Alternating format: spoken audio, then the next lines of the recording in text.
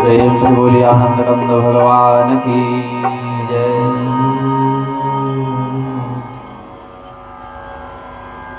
विगत कुछ मास पूर्व हमने आप सबों के समक्ष श्रीमद् भागवत महापुराण का उपदेश किया था और अब पुनः इसी वर्ष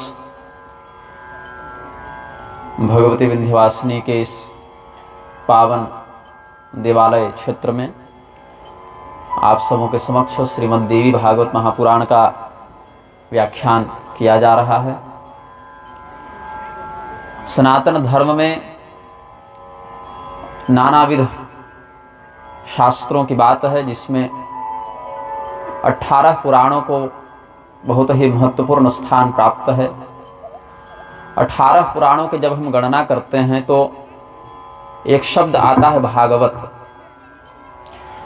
भागवत महापुराण के 2 भाग हैं।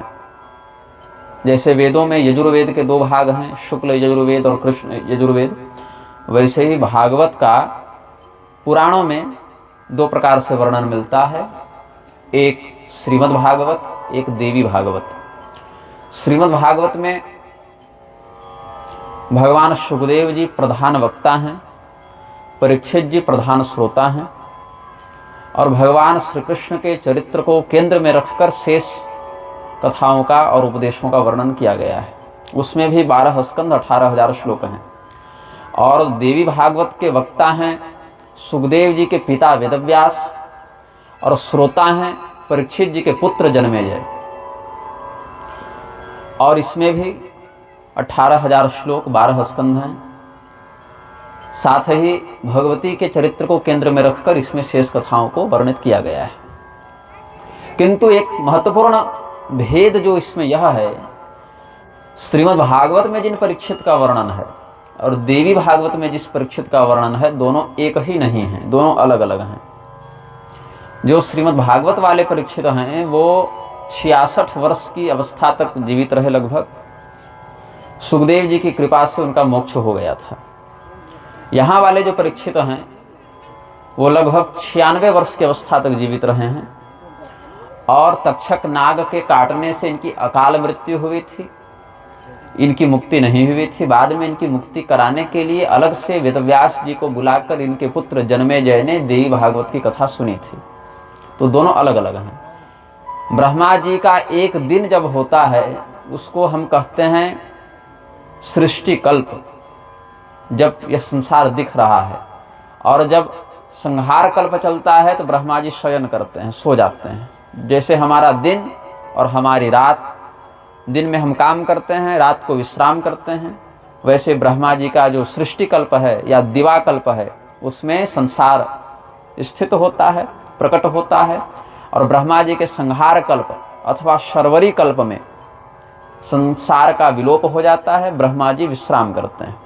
एक कल्प चाहे दिन वाला हो चाहे रात वाला हो, मनुष्यों के अनुसार विचार करें तो 4 अरब 32 करोड़ वर्षों का होता है। इतना ही समय सृष्टि का और इतना ही समय प्रलय का काल बताया गया है शास्त्रों में।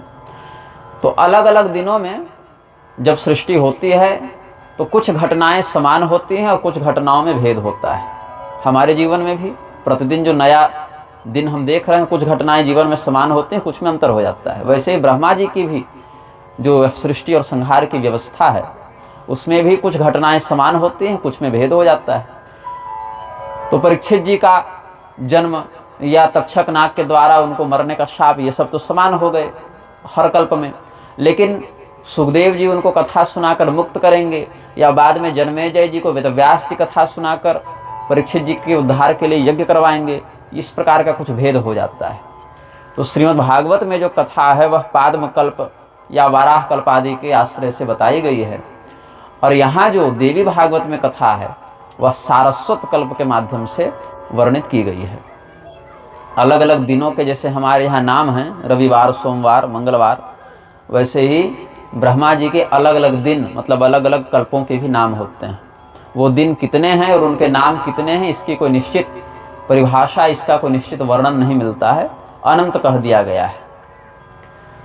200-250 तक का तो वर्णन मिल जाता है अलग अलग पुराण और तंत्रों में, लेकिन उससे अधिक का वर्णन बहुत कठिन है प्राप्त करना। कोई ऋषि महर्षि हों अपनी ध्यान विद्या से जान जाएं तो अलग बात है।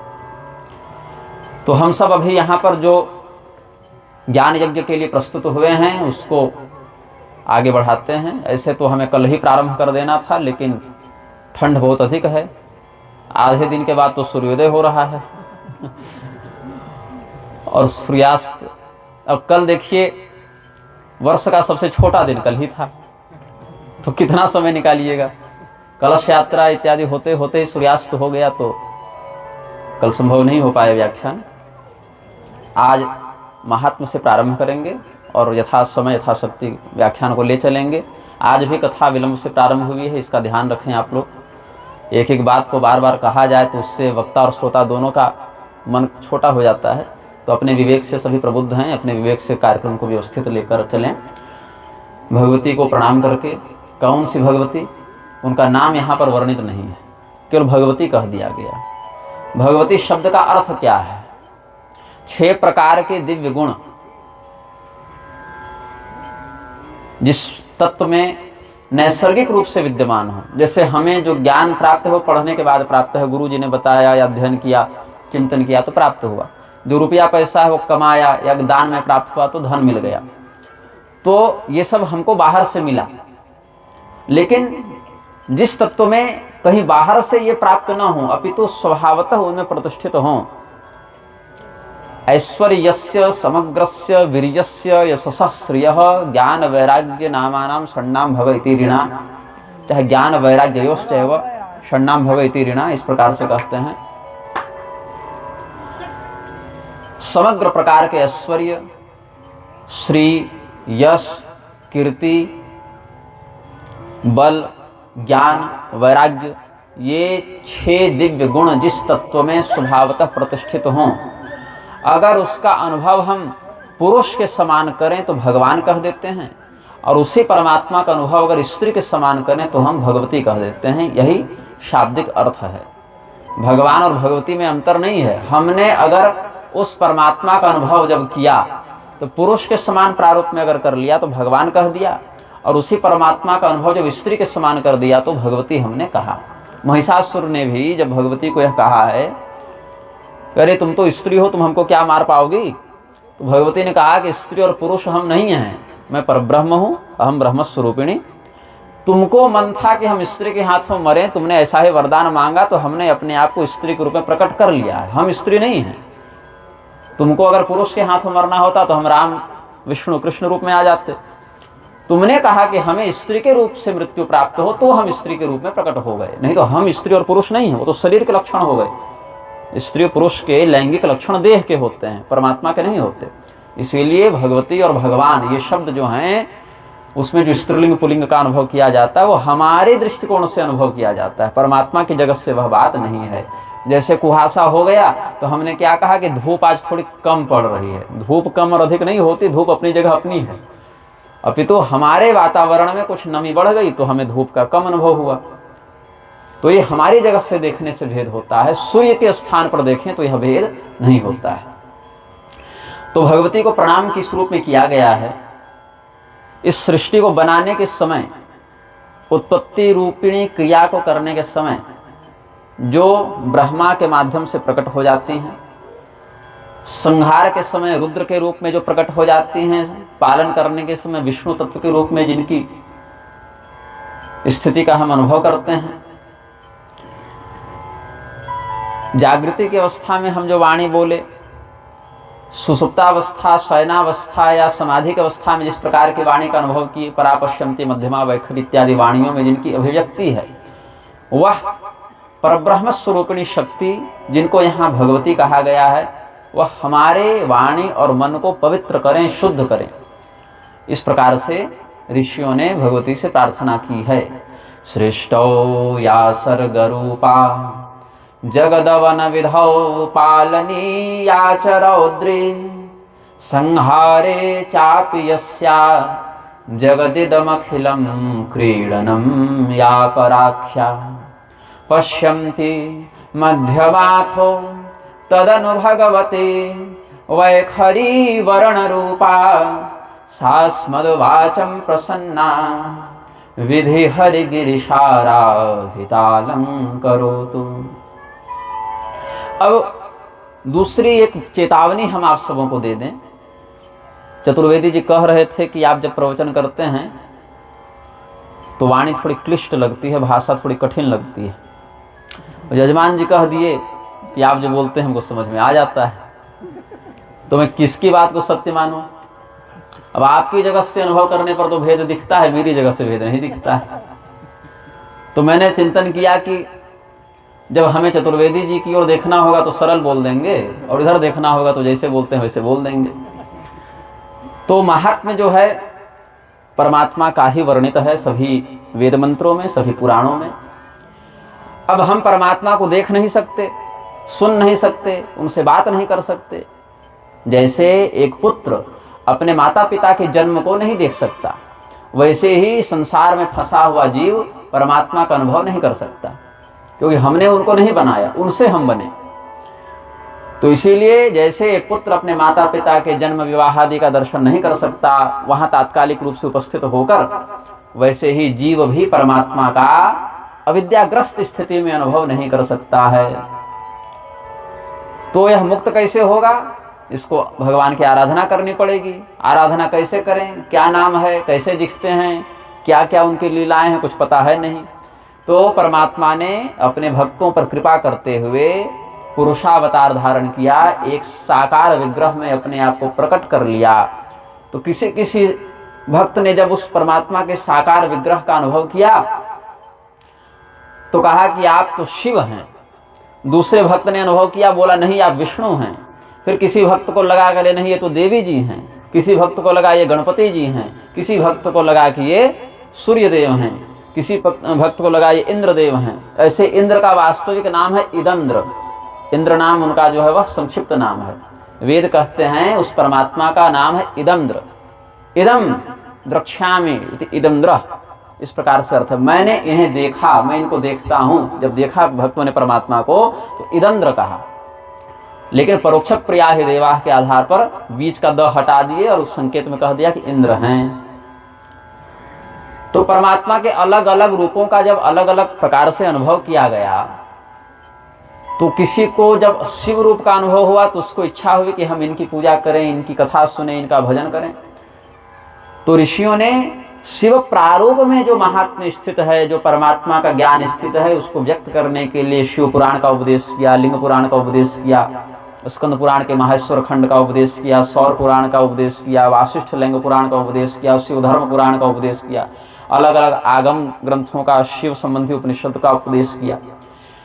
दूसरे भक्त को लगा कि ये तो विष्णु हैं, परमात्मा का अनुभव उसने विष्णु रूप में किया। तो उन भक्तों के मन में भगवान की भक्ति बढ़े, इसके लिए श्रीमद् भागवत, ब्रह्म वैवर्त पुराण, विष्णु पुराण और नृसिंह पुराण, सनत कुमार पुराण, कल्कि पुराण, इनका उपदेश किया गया। देवी जी के प्रति निष्ठा रखने वालों के लिए महाभागवत, देवी भागवत, कालिका पुराण, देवी पुराण, ब्रह्मांड पुराण इत्यादि का उपदेश किया गया। या जो शिव पुराण में भी जो सती खंड है या पार्वती खंड है, ये सब जो भगवती के महात्म्य के बोधक अनुभाग हैं, उनका उपदेश किया गया। स्कंद पुराण में भी कौमारिका खंड इत्यादि भगवती से संबंधित हैं। तो अलग अलग ग्रंथों में देवताओं का जो महात्म्य वर्णित है, कहीं विष्णु भगवान को बड़ा बताया, कहीं शिव जी को बड़ा बताया, कहीं दुर्गा जी को बड़ा बताया। तो क्यों बताया ऐसा? उनमें कोई तुलना है ऐसी बात नहीं। जिस भक्त को जिस रूप में ज्यादा प्रेम है, ज्यादा निष्ठा है, ज्यादा विश्वास है, उसी रूप का महात्म्य समझकर उसकी भक्ति और बढ़े, इसके लिए अलग अलग देवताओं के महात्म्य को बताने वाले अलग अलग शास्त्रों का उपदेश किया गया है। और इसीलिए जिस ग्रंथ में जिस देवता के रूप की महत्ता बताई गई है, उसका महत्व बताया गया है, वहां उसी को सर्वश्रेष्ठ बताकर वर्णित किया गया है। और यह साथ साथ में जोड़ दिया गया कि जो हम हैं वही तत्व बाकी में भी प्रतिष्ठित है। विष्णु पुराण में आप देखेंगे तो विष्णु भगवान को श्रेष्ठतम बताने के बाद यह स्पष्ट कर दिया गया कि वही भगवान विष्णु शिव रूप में है, दुर्गा रूप में है, ब्रह्मा रूप में है, गणपति रूप में है। गणेश पुराण पढ़ेंगे तो वहां गणपति रूप को सर्वश्रेष्ठ बताने के बाद ये चेतावनी पूर्वक स्पष्ट कह दिया गया कि यही भगवान गणपति विष्णु रूप में है या दुर्गा रूप में है या शिव रूप में है। और यही जहाँ दुर्गा जी की प्रधानता है, ऐसे देवी भागवत में कह दिया गया कि वही दुर्गा जी विष्णु रूप में है, शिव रूप में है, ताकि किसी में तुलना का भेद करके कोई किसी को नीचा न समझे, कोई किसी को ऊपर न समझे। केवल अलग अलग नाम से जिसकी निष्ठा बनती है उसको उसमें विश्वास बने, उसमें प्रेम बने, उसकी पूजा ठीक से, उसकी भक्ति ठीक से करे, इसीलिए भेद बाहर बाहर से दिखा दिया गया है। जैसे सोना है, सुनार केवल सोना देखता है और पहनने वाला भेद देखता है। पहनने वाला देखेगा कि अंगूठी है, मंगलसूत्र है, कंगन है, तो हार है, वो पहनने वाला देखेगा। लेकिन सुनार नहीं देखेगा कि हार है कि मंगल, वो देखे कितने वजन का सोना इसमें लगा है, उसको सोना से मतलब है। ऐसे तत्वज्ञानी व्यक्ति क्या करते हैं, वो ये नहीं देखते कि परमात्मा गरुड़ पर बैठकर आ रहे हैं, कि नंदी पर बैठकर आ रहे हैं, कि सिंह पर बैठकर आ रहे हैं। वो उसमें निहित परमात्मा को देखते हैं, बाहर वाले रूप में वो ध्यान नहीं देते हैं। और जिनकी बाहर वाले रूप में निष्ठा है उनको भी अंततः जाकर वो रहस्य समझ में तब आ जाता है जब इनकी साधना पूर्ण हो जाती है। तो ऋषि महर्षि बैठे हुए थे।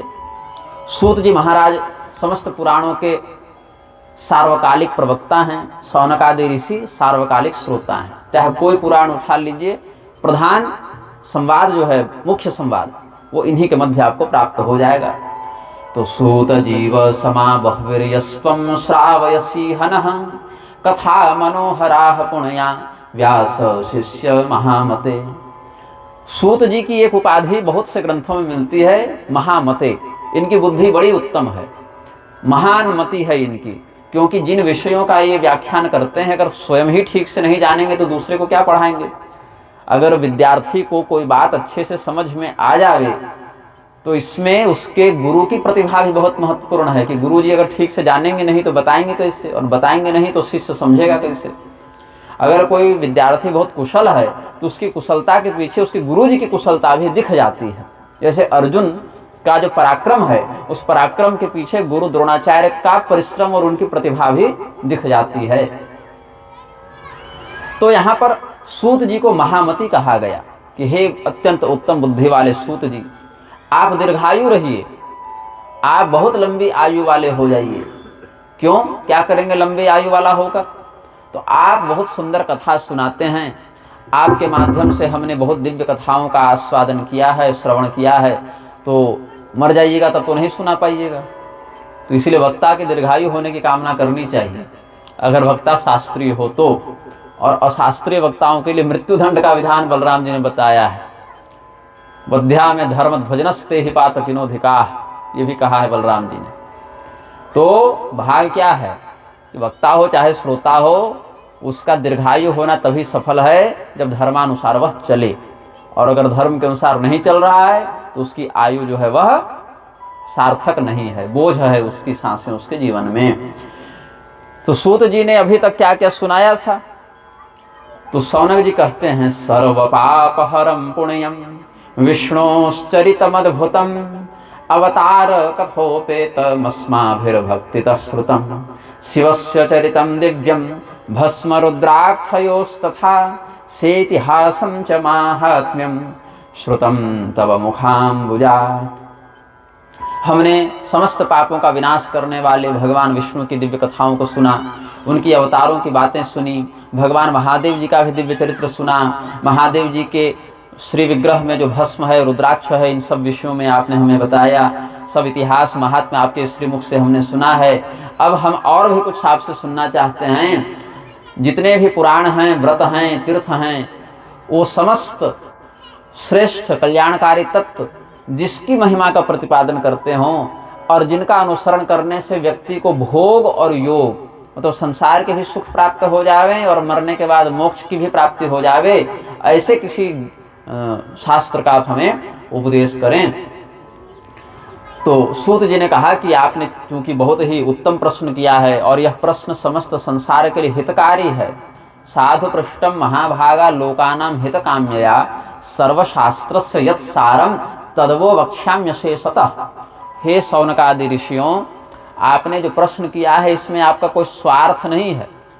अगर सूत जी यह देखते कि श्रोता में स्वार्थ है तो नहीं सुनाते, क्या कह देते कि सकाम कृत्य में हम सहयोग क्यों करें। अभी जैसे बहुत से लोगों को ये मन में संदेह होगा कि खरमास चल रहा है, तो कुछ कहेंगे शुक्र अस्त हैं, तो कुछ कहेंगे कि उत्तम मुहूर्त शायद उपलब्ध न हो, पूस का महीना भी बहुत लोग अशुभ मानते हैं, तो इसमें देवी भागवत कैसे हो रहा है, बहुत के मन में एक संदेह होगा। बात ऐसी है कि सनातन धर्म में 6 नवरात्र बताए गए हैं। 2 हैं प्रकट, 2 हैं गुप्त और 2 हैं अति गुप्त। तो प्रकट वाले जो नवरात्र हैं उसमें चैत्र महीने में वासंतिक नवरात्र और आश्विन में शारदीय नवरात्र, ये 2 होते हैं। गुप्त में आषाढ़ और माघ, अति गुप्त में श्रावण और पौष। ये आगमों का वचन है, तंत्र शास्त्र का यह वचन है। तो अभी खरमास नहीं चल रहा है, अभी नवरात्र चल रहा है। खरमास तो अलग चल ही रहा है अपनी जगह पर, लेकिन उससे नवरात्र बाधित नहीं हो जाता। क्योंकि आप ऐसे विचार करें तो जो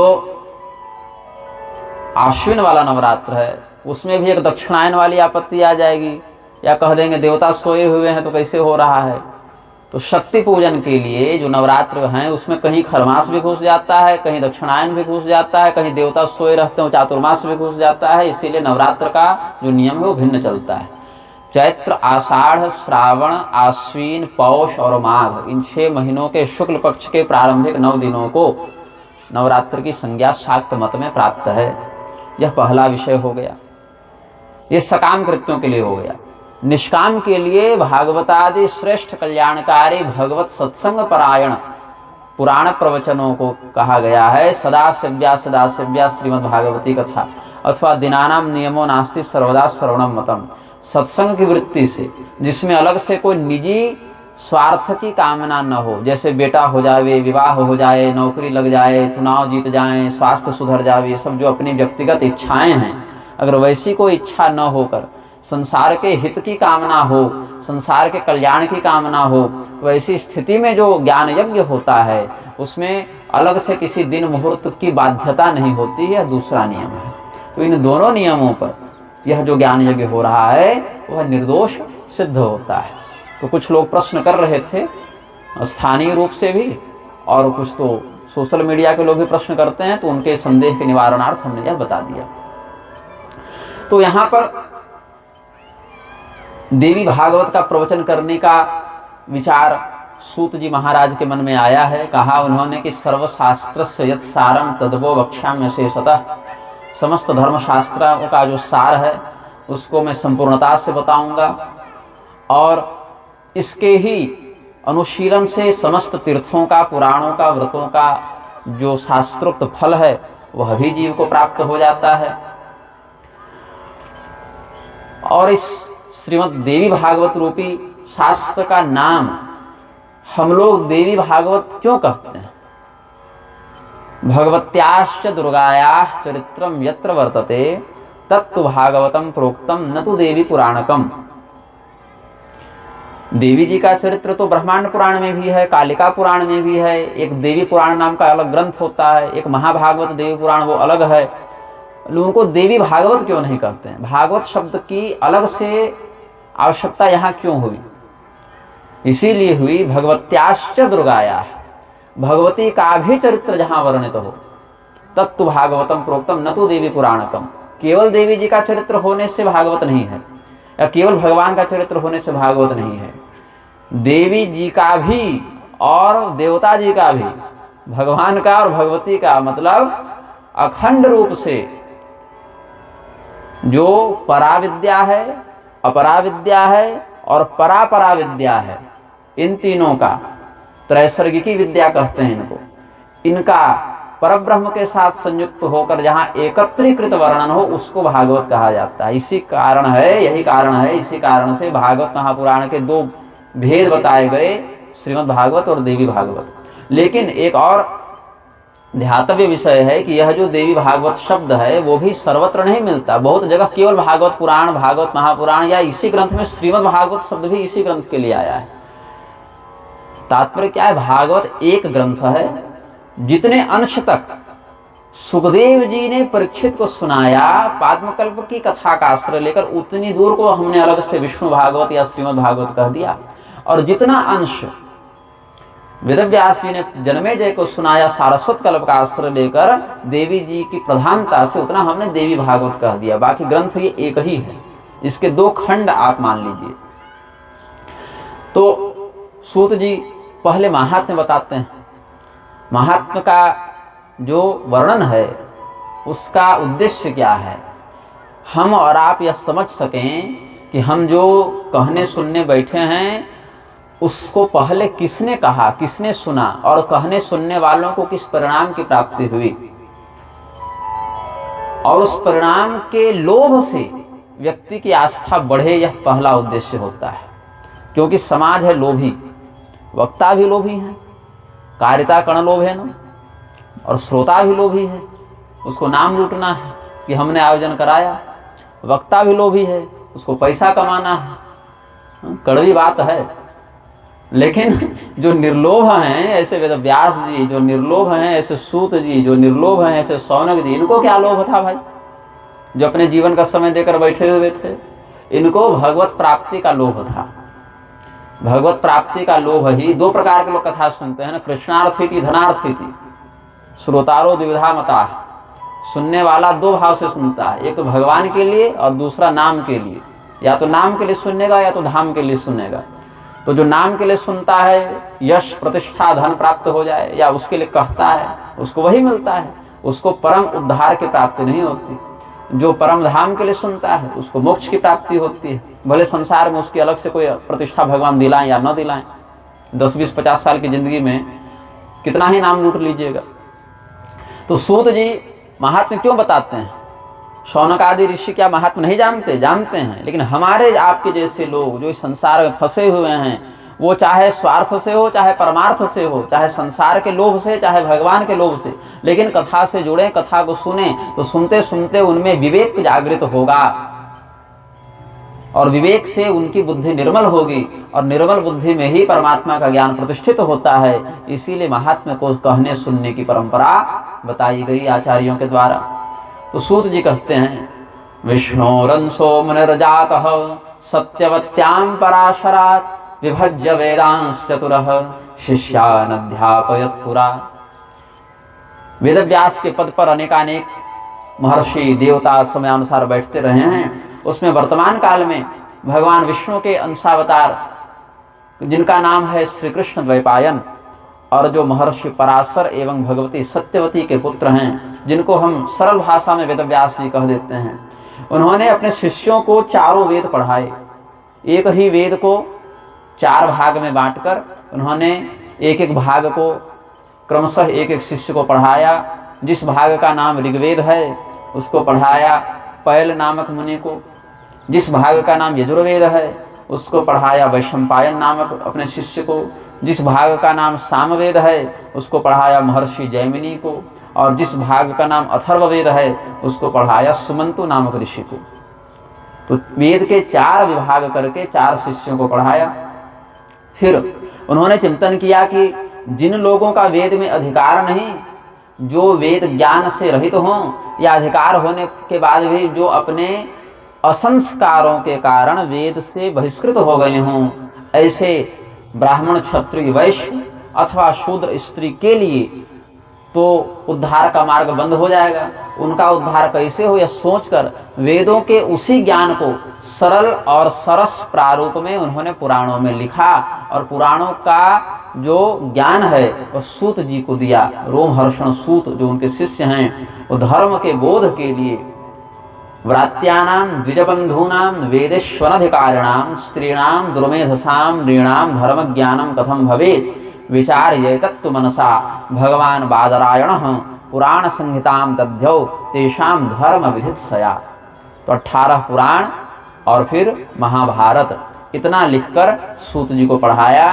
तो भोग और मोक्ष, संसार और परमात्मा दोनों की प्राप्ति जिससे हो जावे, ऐसा यह देवी भागवत नामक पुराण स्वयं राजा जनमेजय को वेदव्यास जी ने सुनाया था। जनमेजय बन गए यजमान और वेदव्यास जी बन गए पुरोहित, उन्होंने सुनाया था। तो हमको पढ़ाया और उधर सुनाया। तो जनमेजय को क्यों सुनाया? हम तो चलो शिष्य हैं, तो गुरु जी अपने चेलों को पढ़ा रहे थे, इनको भी पढ़ा दिया। जनमेजय को क्यों सुनाया? तो इसका बताते हैं, पूर्वमस्य पिता राजा परीक्षित तक्षकाहिना संदस्तस्तस्य संशुद्धे राज्ञा भागवतम श्रुतम।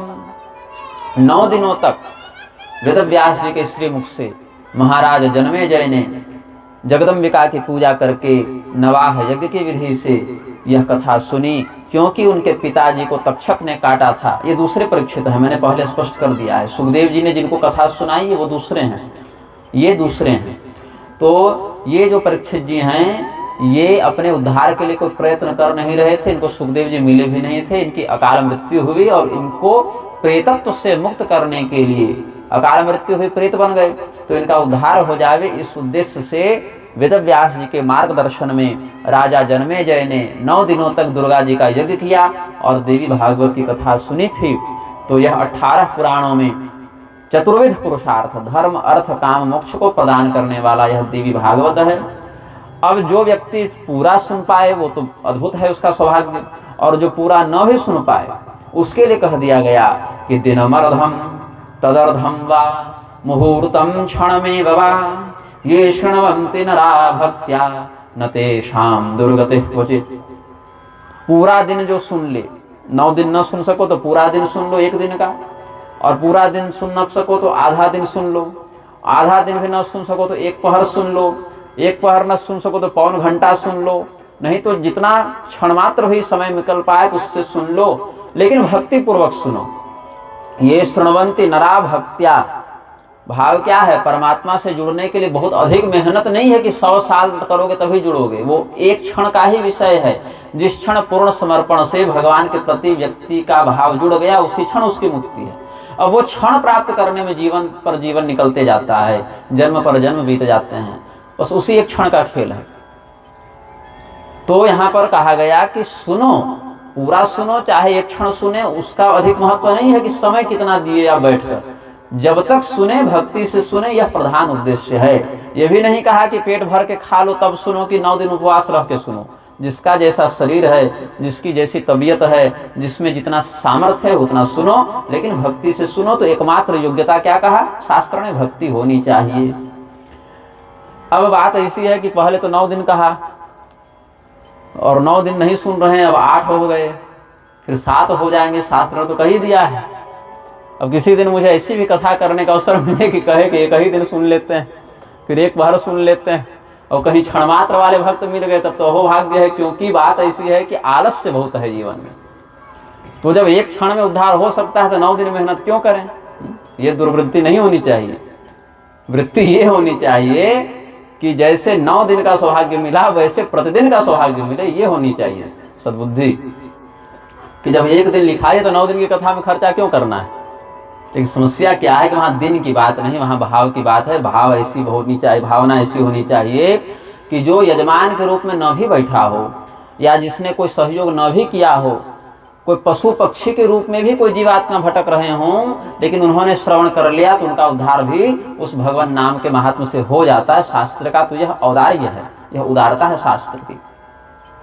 तो बोले कि ये ग्रंथ जो है वो किनके लिए बनाया गया? बोले विशेष करके जो धर्म के आचरण से रहित हों और जिनकी आयु बड़ी कम हो। क्यों? क्योंकि बड़े बड़े व्रत वो कर नहीं सकेंगे, बड़े बड़े तीर्थों में जा नहीं सकेंगे, बहुत खर्चा करके बड़े बड़े अश्वमेध राजसूय आदि यज्ञ नहीं कर सकेंगे। तो करेंगे क्या फिर? वो अपने जीवन में जब धर्म का आचरण नहीं करेंगे तो अधर्म करेंगे। पैसा होगा तो जुआ खेलेंगे, पैसा अगर पापी के पास हो तो जुआ खेलेगा, धार्मिक के पास हो तो यज्ञ करेगा, दान करेगा, परोपकार करेगा। हथियार बनाने की कला, हथियार बनाने का विज्ञान अगर सत्पुरुष के पास हो तो वह रक्षा में लगाएगा, आतंकवादी के पास हो तो हिंसा में लगाएगा। तो वृत्ति प्रयोक्ता की कैसी है उससे परिणाम को समझा जाना चाहिए। डॉक्टर के हाथ में चाकू होगा तो सोचेगा कि इससे ऑपरेशन हो सकता है, और डकैत के हाथ में चाकू होगा तो कहेगा इससे बहुत लूट खसोट डकैती हम कर सकते हैं। तो चाकू का कोई दोष नहीं है। जैसे व्यक्ति ने चाकू को हाथ में पकड़ा है वैसा ही परिणाम समाज को प्राप्त होगा। इसीलिए शास्त्र कहता है कि व्यासपीठ और राजपीठ, मतलब शासन की सत्ता और धर्म की सत्ता सत्पुरुषों के हाथ में होनी चाहिए। गांडीव धनुष अर्जुन के हाथ में हो तो संसार को अभय का अनुभव होता है, और वही रावण के हाथ में चला जाए तो संसार भगवान के पास शरण मांगने जाता है। दिव्यास्त्र तो मेघनाथ के पास भी था ना, लक्ष्मण जी के पास भी था, अच्छा, ब्रह्मास्त्र की बात करें तो मेघनाद भी ब्रह्मास्त्र का जानकार है और विभीषण जी भी ब्रह्मास्त्र के जानकार हैं। महाभारत में देख लो, अर्जुन भी ब्रह्मास्त्र के ज्ञाता हैं और अश्वत्थामा भी ब्रह्मास्त्र के ज्ञाता हैं, लेकिन अश्वत्थामा ने गर्भ के बच्चे को मारने के लिए ब्रह्मास्त्र चला दिया और अर्जुन ने धर्म की रक्षा के लिए उन दिव्यास्त्रों का प्रयोग किया। तो हथियार की क्या गलती? तो जो धर्म और सदाचरण से युक्त हैं ऐसे लोगों के लिए भगवान चिंतित नहीं होते। भगवान ऐसे लोगों के विषय में ज्यादा नहीं सोचते। ज्यादा किसके बारे में सोचते हैं? 6 महीने का बच्चा है, माँ उसके बारे में ज्यादा सोचेगी। 6 साल का बच्चा है, उसके बारे में थोड़ा कम सोचेगी। 16 साल का बच्चा है, उसके बारे में और कम सोचेगी, चिंता कम करेगी, क्योंकि अब वो अपने पैर पर खड़ा हो गया है, उसको बुद्धि हो गई। तो जो जितना मूर्ख होगा और जितना दीन होगा, भगवान का नाम जो है धनाढ्यनाथ नहीं है, दीनानाथ है, दीननाथ है। नगर सेठ के मालिक हैं भगवान, इस बात से उनकी प्रशंसा कहीं नहीं की गई है। भगवान की प्रशंसा इस बात के लिए है कि जिसका कोई नहीं उसके आप हो जाते हैं। फिर दयनीयस्तवनाथ दुर्लभ, भगवान के पास किस चीज की कमी है भाई? एक चीज की कमी है। यामुनाचार्य जी कहते हैं दयनीयस्तवनाथ दुर्लभ, भगवान के पास कमी किस चीज की है? दीन भक्तों की कमी है। इसीलिए जब कोई दीनहीन भक्त उनको दिख जाता है ना, सुदामा ब्रांड सबरी ब्रांड, इस प्रकार के भक्त दिख जाते हैं तो भगवान सब काम छोड़कर उसका उद्धार करने लग जाते हैं। क्योंकि भगवान तरसते हैं उद्धार करने के लिए कि कोई दीनहीन हमको मिले जिस पर हम कृपा करें, ये भक्तों का भाव है। तो भगवान जो हैं, हम जैसे सदाचार विहीन अल्पायु मनुष्यों के लिए जो कलयुग में फंसे हुए हैं, उन पर कृपा करने के लिए अपना एक स्वरूप, जिसको वेदव्यास कहते हैं, वेदव्यास रूप में प्रकट करते हैं और श्रीमद् देवी भागवत नामक ग्रंथ की रचना करते हैं। और फिर सूत जी के माध्यम से भगवान का ही एक ज्ञानावतार उस कथा का उपदेश करता है। तो यहाँ भी 4 नवरात्र का वर्णन तो प्राप्त हो जाता है। 2 का वर्णन आपको तंत्र शास्त्र में मिलेगा। इसमें 4 जो हैं उनका वर्णन ऐसे है कि आश्विने मधुमासे वा तपोमासे शुचौ तथा चतुर्षु नवरात्रेषु विशेषात् फलदायकम। आश्विन, चैत, माघ और आषाढ़, ये 4 नवरात्रि में विशेष फल बताया। और उससे पहले कह दिया कि मासानाम नियमो नात्र दिनानाम नियमो पिन सदाशिव्यम सदाशिव्यम देवी भागवतम नरैः। महीनों का और दिनों का कोई निश्चित नियम नहीं है कि इसमें सुनेंगे तभी लाभ होगा और इतने दिन तक सुनेंगे तभी लाभ होगा। प्रत्येक मास और प्रत्येक दिन में अगर निष्काम वृत्ति है तो श्रवण किया जाना चाहिए। और केवल धर्मात्मा ही इसका श्रवण करेंगे ऐसी बात नहीं है। इसमें 4 श्लोकों से इस ग्रंथ के महात्म्य को सारगर्भित रूप में समझा दिया गया।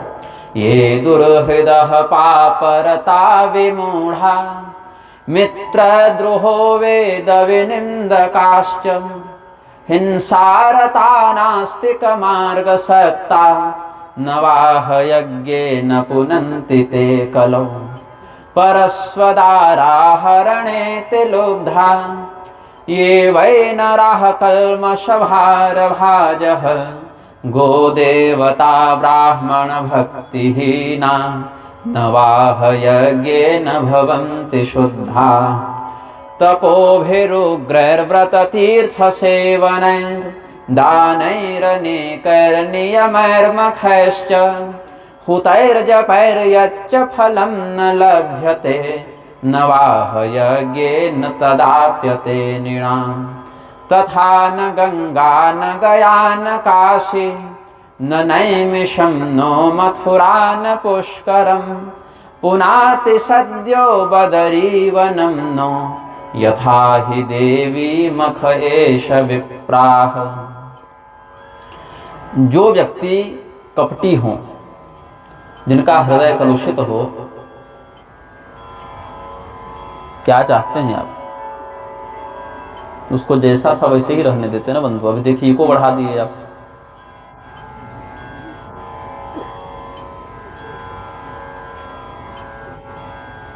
उसको सुधारिए, जैसा पहले था वैसा कर दीजिए। और जब वो कर रहे थे उसी समय उनको रोकना था आपको कि रहने दीजिए ऐसा है।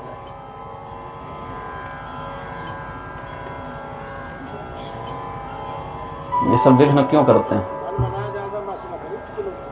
उसको जैसा था वैसा सुधार दीजिए पहले। जो कलुषित हृदय वाले हों, जिनका हृदय कपट से युक्त हो, जो पाप का आचरण करने वाले हों, जो मूर्ख हों, मित्र के साथ विश्वासघात करने वाले हों, वेद की निंदा करने वाले हों, हिंसा में जो लगे रहते हों, नास्तिक हों, दूसरे के धन, दूसरे की स्त्री के प्रति जिनका मन भटकता हो, जो गौ सेवा नहीं करते हों, ब्राह्मणों से घृणा करते हों, देवताओं को गाली देते हों, ऐसे पापी, अथवा जो लोग पापी तो नहीं हों लेकिन जिनके पास इतना धन नहीं कि यज्ञ कर सकें, जिनका शरीर इतना स्वस्थ नहीं कि बड़े बड़े दुर्गम तीर्थों में जाकर तीर्थाटन कर सकें, कठोर व्रत कर सकें, तो ऐसे सज्जन जिनके पास धन या सामर्थ्य का अभाव हो, या ऐसे दुर्जन जिनके पास सदाचार और विवेक का अभाव हो, दोनों ही प्रकार के लोग इस देवी भागवत के उपदेश को श्रद्धापूर्वक श्रवण करें तो पवित्र हो जाते हैं, उनका उद्धार हो जाता है। अथवा अगर कोई धर्मात्मा भी हो, समर्थ भी हो, तो घर से सैकड़ों योजन दूर के तीर्थों में जाकर खर्च करके, परिश्रम करके, शरीर को कष्ट देकर भी जितनी शीघ्रता से उनकी मुक्ति या उनकी पवित्रता नहीं होगी, उससे श्रेष्ठ फल की प्राप्ति इनको देवी भागवत से भी हो जाती है। तो इस प्रकार से सामान्य शब्दों में मोटे तौर पर कहें तो सब लोग समझ जावें, इस भाषा में महात्म्य बता दिया गया। आश्विन महीने में शुक्ल पक्ष की अष्टमी तिथि को, जब नवरात्र होता है आश्विन वाला, उसमें जो महाअष्टमी होती है, उस दिन सोने के सिंहासन पर देवी भागवत का ग्रंथ विराजमान करके और देवी जी के भक्त किसी ब्राह्मण को दान करने से मुक्ति होती है। और कहो ये तो बड़ी महंगी मुक्ति हो गई, सोने का सिंहासन बने कैसे? तो कहा जाता है कि ये उनके लिए है जो समर्थ हैं, राजा हों, नगर सेठ हों, जिनके पास उतना धन हो। ये नहीं कहा कि जब तक ऐसा नहीं करोगे तब तक काम ही नहीं बनेगा तुम्हारा, यह भी नहीं कहा। अलग अलग, जिसके पास धन नहीं है उसके लिए भी विधान बता दिया, और जिसके पास धन है उसके लिए भी विधान बता दिया। तो जिसके पास धन है, अगर वो समर्थ होने के बाद भी ऐसा नहीं करता, पर्याप्त दान नहीं करता, पर्याप्त समाज सेवा में, लोकोपकार में खर्च नहीं करता, तो फिर उसका धन उसे शाप दे देता है। उसका धन कहता, देखिए धन कितना हो अपने पास, यावत भूयेत जठरम तावत सुष्टम हृदय नाम अधिकम यो मन्येत सस्तेनो दंडमर्हति। जितने में हमारा शरीर ढक जावे उतने वस्त्र पर हमारा अधिकार है, जितने में हमारा पेट भर जावे उतने अन्न पर हमारा अधिकार है। अपने शरीर को चलाने के लिए जितना पैसा चाहिए, जितना अन्न चाहिए, अब गृहस्थी है तो घर परिवार वालों को भी जोड़ लीजिए, केवल अपना नहीं, अपने आश्रित लोगों को भी जोड़ लीजिए। उसके अलावा जो धन है उसको धर्म में लगाना चाहिए, उन लोगों की सेवा में लगाना चाहिए जिनके पास अन्न नहीं है, वस्त्र नहीं है, धन नहीं है। अगर पर्याप्त धन होने के बाद भी कोई व्यक्ति कंजूसी करता है या लोभ के कारण सदाचरण में धन को खर्च नहीं करता है, तो उसको शास्त्र ने चोर कहा है। ये चोर की परिभाषा है। ये नहीं कि केवल दूसरे के घर में हम रात को घुस गए और सामान उठाकर चल दिए तभी चोर हैं। चोर कौन है? अपने लिए, जीवन यापन के लिए या अपने अधिकतम परिवार के लिए जितना आवश्यक है उससे अधिक का जो लोभ करे, या उपलब्धि होने पर भी, अवसर मिलने पर भी जो उसका अच्छे कार्य में प्रयोग न करे, तो उस व्यक्ति को चोर समझना चाहिए। यह शास्त्र का मत है। तो इस प्रकार से देवी भागवत का यह कुछ महात्म्य बताया गया। अलग अलग रोगों का निवारण, अलग अलग संकटों का निवारण, शत्रुनाश इत्यादि का यहाँ फल बताया गया। कुछ सकाम बातें भी बताई गई हैं। अब किस किस व्यक्ति को क्या क्या फल प्राप्त होता है। मान लीजिए कि हमने कोई अलग से संकल्प नहीं किया कि हमको क्या चाहिए, ऐसे ही भगवती की प्रसन्नता के लिए हम सुनते जा रहे हैं, फिर भी चार चीज तो मिलेगी। ब्राह्मण को क्या मिलेगा, क्षत्रिय को क्या मिलेगा, वैश्य को क्या मिलेगा, शूद्र को क्या मिलेगा। सामान्यतया पठन् द्विजो वेद वेदग्रणीर्भवेत् बाहु प्रजातो धरणीपतिः स्यात् वैश्यः पठन् वित्त समृद्धिमेति शूद्रोऽपि शृण्वन् स्वकुलोत्तमः स्यात्। जो ब्राह्मण देवी भागवत का पाठ करता है उसको वेद का ज्ञान होता है, विद्वानों में उसकी प्रतिष्ठा होती है, वेद वेत्ता विद्वानों में उसका नाम होता है। जो क्षत्रिय इसका श्रवण करे वह पराक्रम से युक्त होता है, वह शत्रुओं पर विजय प्राप्त करता है, श्रेष्ठ राजा के रूप में उसकी प्रतिष्ठा होती है। या तो इसी जन्म में अगर राजकुल का है तो राज सिंहासन पर बैठेगा, राजकुल का नहीं है, केवल सामान्य क्षत्रिय है तो वह शत्रुनाश करके पराक्रम को अर्जित करेगा, समाज में पराक्रमिक रूप में उसकी प्रतिष्ठा होगी और जन्मांतर में वह राजकुल में उत्पन्न होकर सिंहासन का भी अधिपति बनेगा। जो वैश्य वर्ण का व्यक्ति है उसका व्यापार सुदृढ़ होगा, उसको धन संपत्ति में वृद्धि का अनुभव होगा, और शूद्र इसके श्रवण से अपने समाज में अपने कुल में सम्मान और श्रेष्ठता को प्राप्त करेगा, आरोग्य इत्यादि को प्राप्त करेगा। यह सामान्य फल चारों वर्णों के लिए बता दिया गया। इसमें एक और बात कही गई कि न केवल हम मनुष्य अपितु जिनका भगवान से संबंध हो ऐसे महापुरुषों ने भी देवी भागवत का आश्रय ग्रहण किया है। तो इसमें 2-3 कथाएं हैं जो आप लोग जानते हैं, जो श्रीमद् भागवत की कथा सुने होंगे उनको भी स्मरण होगा, और इसी कारण से हम इस कथा को बड़े संक्षेप में बताएंगे। आप सब जानते हैं कि भगवान कृष्ण के जीवन में एक बार कलंक लगा था मणि को चुराने का। स्यमंतक नाम की एक मणि जो भगवान सूर्य ने अपने भक्त सत्राजित को दी थी आशीर्वाद के रूप में, वह स्यमंतक नामक मणि एक बार भगवान कृष्ण ने सत्राजित से मांग ली, यह कहते हुए कि इतनी दिव्य मणि है, बहुमूल्य है, तुम इसको गले में पहनकर घूमते हो तो ये असुरक्षा का कारण बन सकता है, तो हमारे महाराज उग्रसेन को ये मणि दे दो, हमारे खजाने में ये मणि रहेगी। इतनी कथा आप लोग भागवत इत्यादि सुनकर जानते हैं। बाद में सत्राजित के छोटे भाई प्रसेनजित ने उस मणि को कंठ में धारण किया, जंगल चला गया, वापस नहीं लौटा, तो सत्राजित और उसके पक्षधरों ने भगवान कृष्ण पर प्रसेनजित की हत्या और मणि को चुराने का कलंक लगा दिया। बाद में भगवान अपने नगर के बड़े बुजुर्गों के साथ गए, जांच पड़ताल किए तो पता चला कि प्रसेनजित को सिंह ने मारा। फिर सिंह का अनुसरण करते, पद चिन्हों का अनुसरण करते करते गुफा तक पहुँचे। उस गुफा के बाहर सिंह मरा हुआ था। भगवान बाहर बोले कि तुम लोग रुको, हम अंदर पता करके आते हैं। ये लोग लगभग 2 सप्ताह तक रुके, 12 दिन तक 14 दिन तक रुके। 12 दिन भागवत में वर्णित है, ऐसे 2 सप्ताह भी कहीं कहीं मिलता है। फिर वापस गए द्वारका और कह दिया कि भगवान अंदर घुसे लेकिन बाहर नहीं आए। तो भगवान अंदर रहे 27 दिन। जाम्बवान जी की वह गुफा थी, ऋक्षराज जाम्बवान से युद्ध हुआ है भगवान का। भगवान युद्ध में विजयी हुए और उस मणि को और जाम्बवान जी की पुत्री जो अप्सरा के रूप में थी जाम्बवती, उससे विवाह किया, मणि को प्राप्त किया, विवाह किया और वापस लौटे। लेकिन इससे पहले कि भगवान वापस लौटे, द्वारका में तो हाहाकार मच गया, भगवान के साथ कुछ अनहोनी न हो गई हो। अब भगवान को भगवान के रूप में सदैव ये नहीं देखते थे, हमारे पुत्र हैं, हमारे पति हैं, हमारे भाई हैं, इस पारिवारिक भाव से भी भगवान को ये देखते थे। तो पुत्र शोक के कारण वसुदेव जी बड़े चिंतित थे। तो देवर्षि नारद की शरण इन्होंने ग्रहण की है।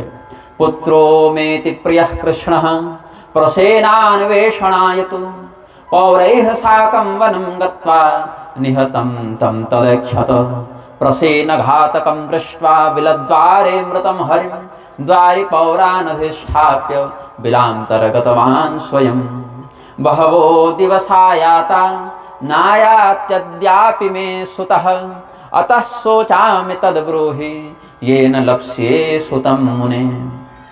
नारद जी के पास वसुदेव जी निवेदित करते हैं कि मेरे अत्यंत प्रिय पुत्र कृष्ण प्रसेनजित को खोजने के लिए द्वारका के नगरवासियों के साथ जंगल में गए थे। सभी लोगों ने देखा कि प्रसेनजित को कृष्ण ने नहीं सिंह ने मारा है, और सिंह को किसी और बलशाली जीव ने मारा। तो उस जीव की खोज और मणि की खोज करने के लिए भगवान गुफा में चले गए और बहुत दिन हो गए अभी तक नहीं लौटे हैं, तो आप उपाय बताइए। तो नारद जी ने कहा कि पुत्र प्राप्त्य यदुश्रेष्ठो देवी माराधयाम्बिकां तस्या आराधने नैव सद्यः श्रेयो ह्यवाप्स्यसि। हे वसुदेव जी, आप अपने पुत्र भगवान कृष्ण की सकुशल वापसी की कामना से भगवती दुर्गा का अनुष्ठान करवाइए, दुर्गा जी का पाठ बैठाइए और पाठ में देवी भागवत का आप पारायण करवाइए, उसकी कथा सुनिए। उनकी कृपा से आपका कल्याण हो जाएगा।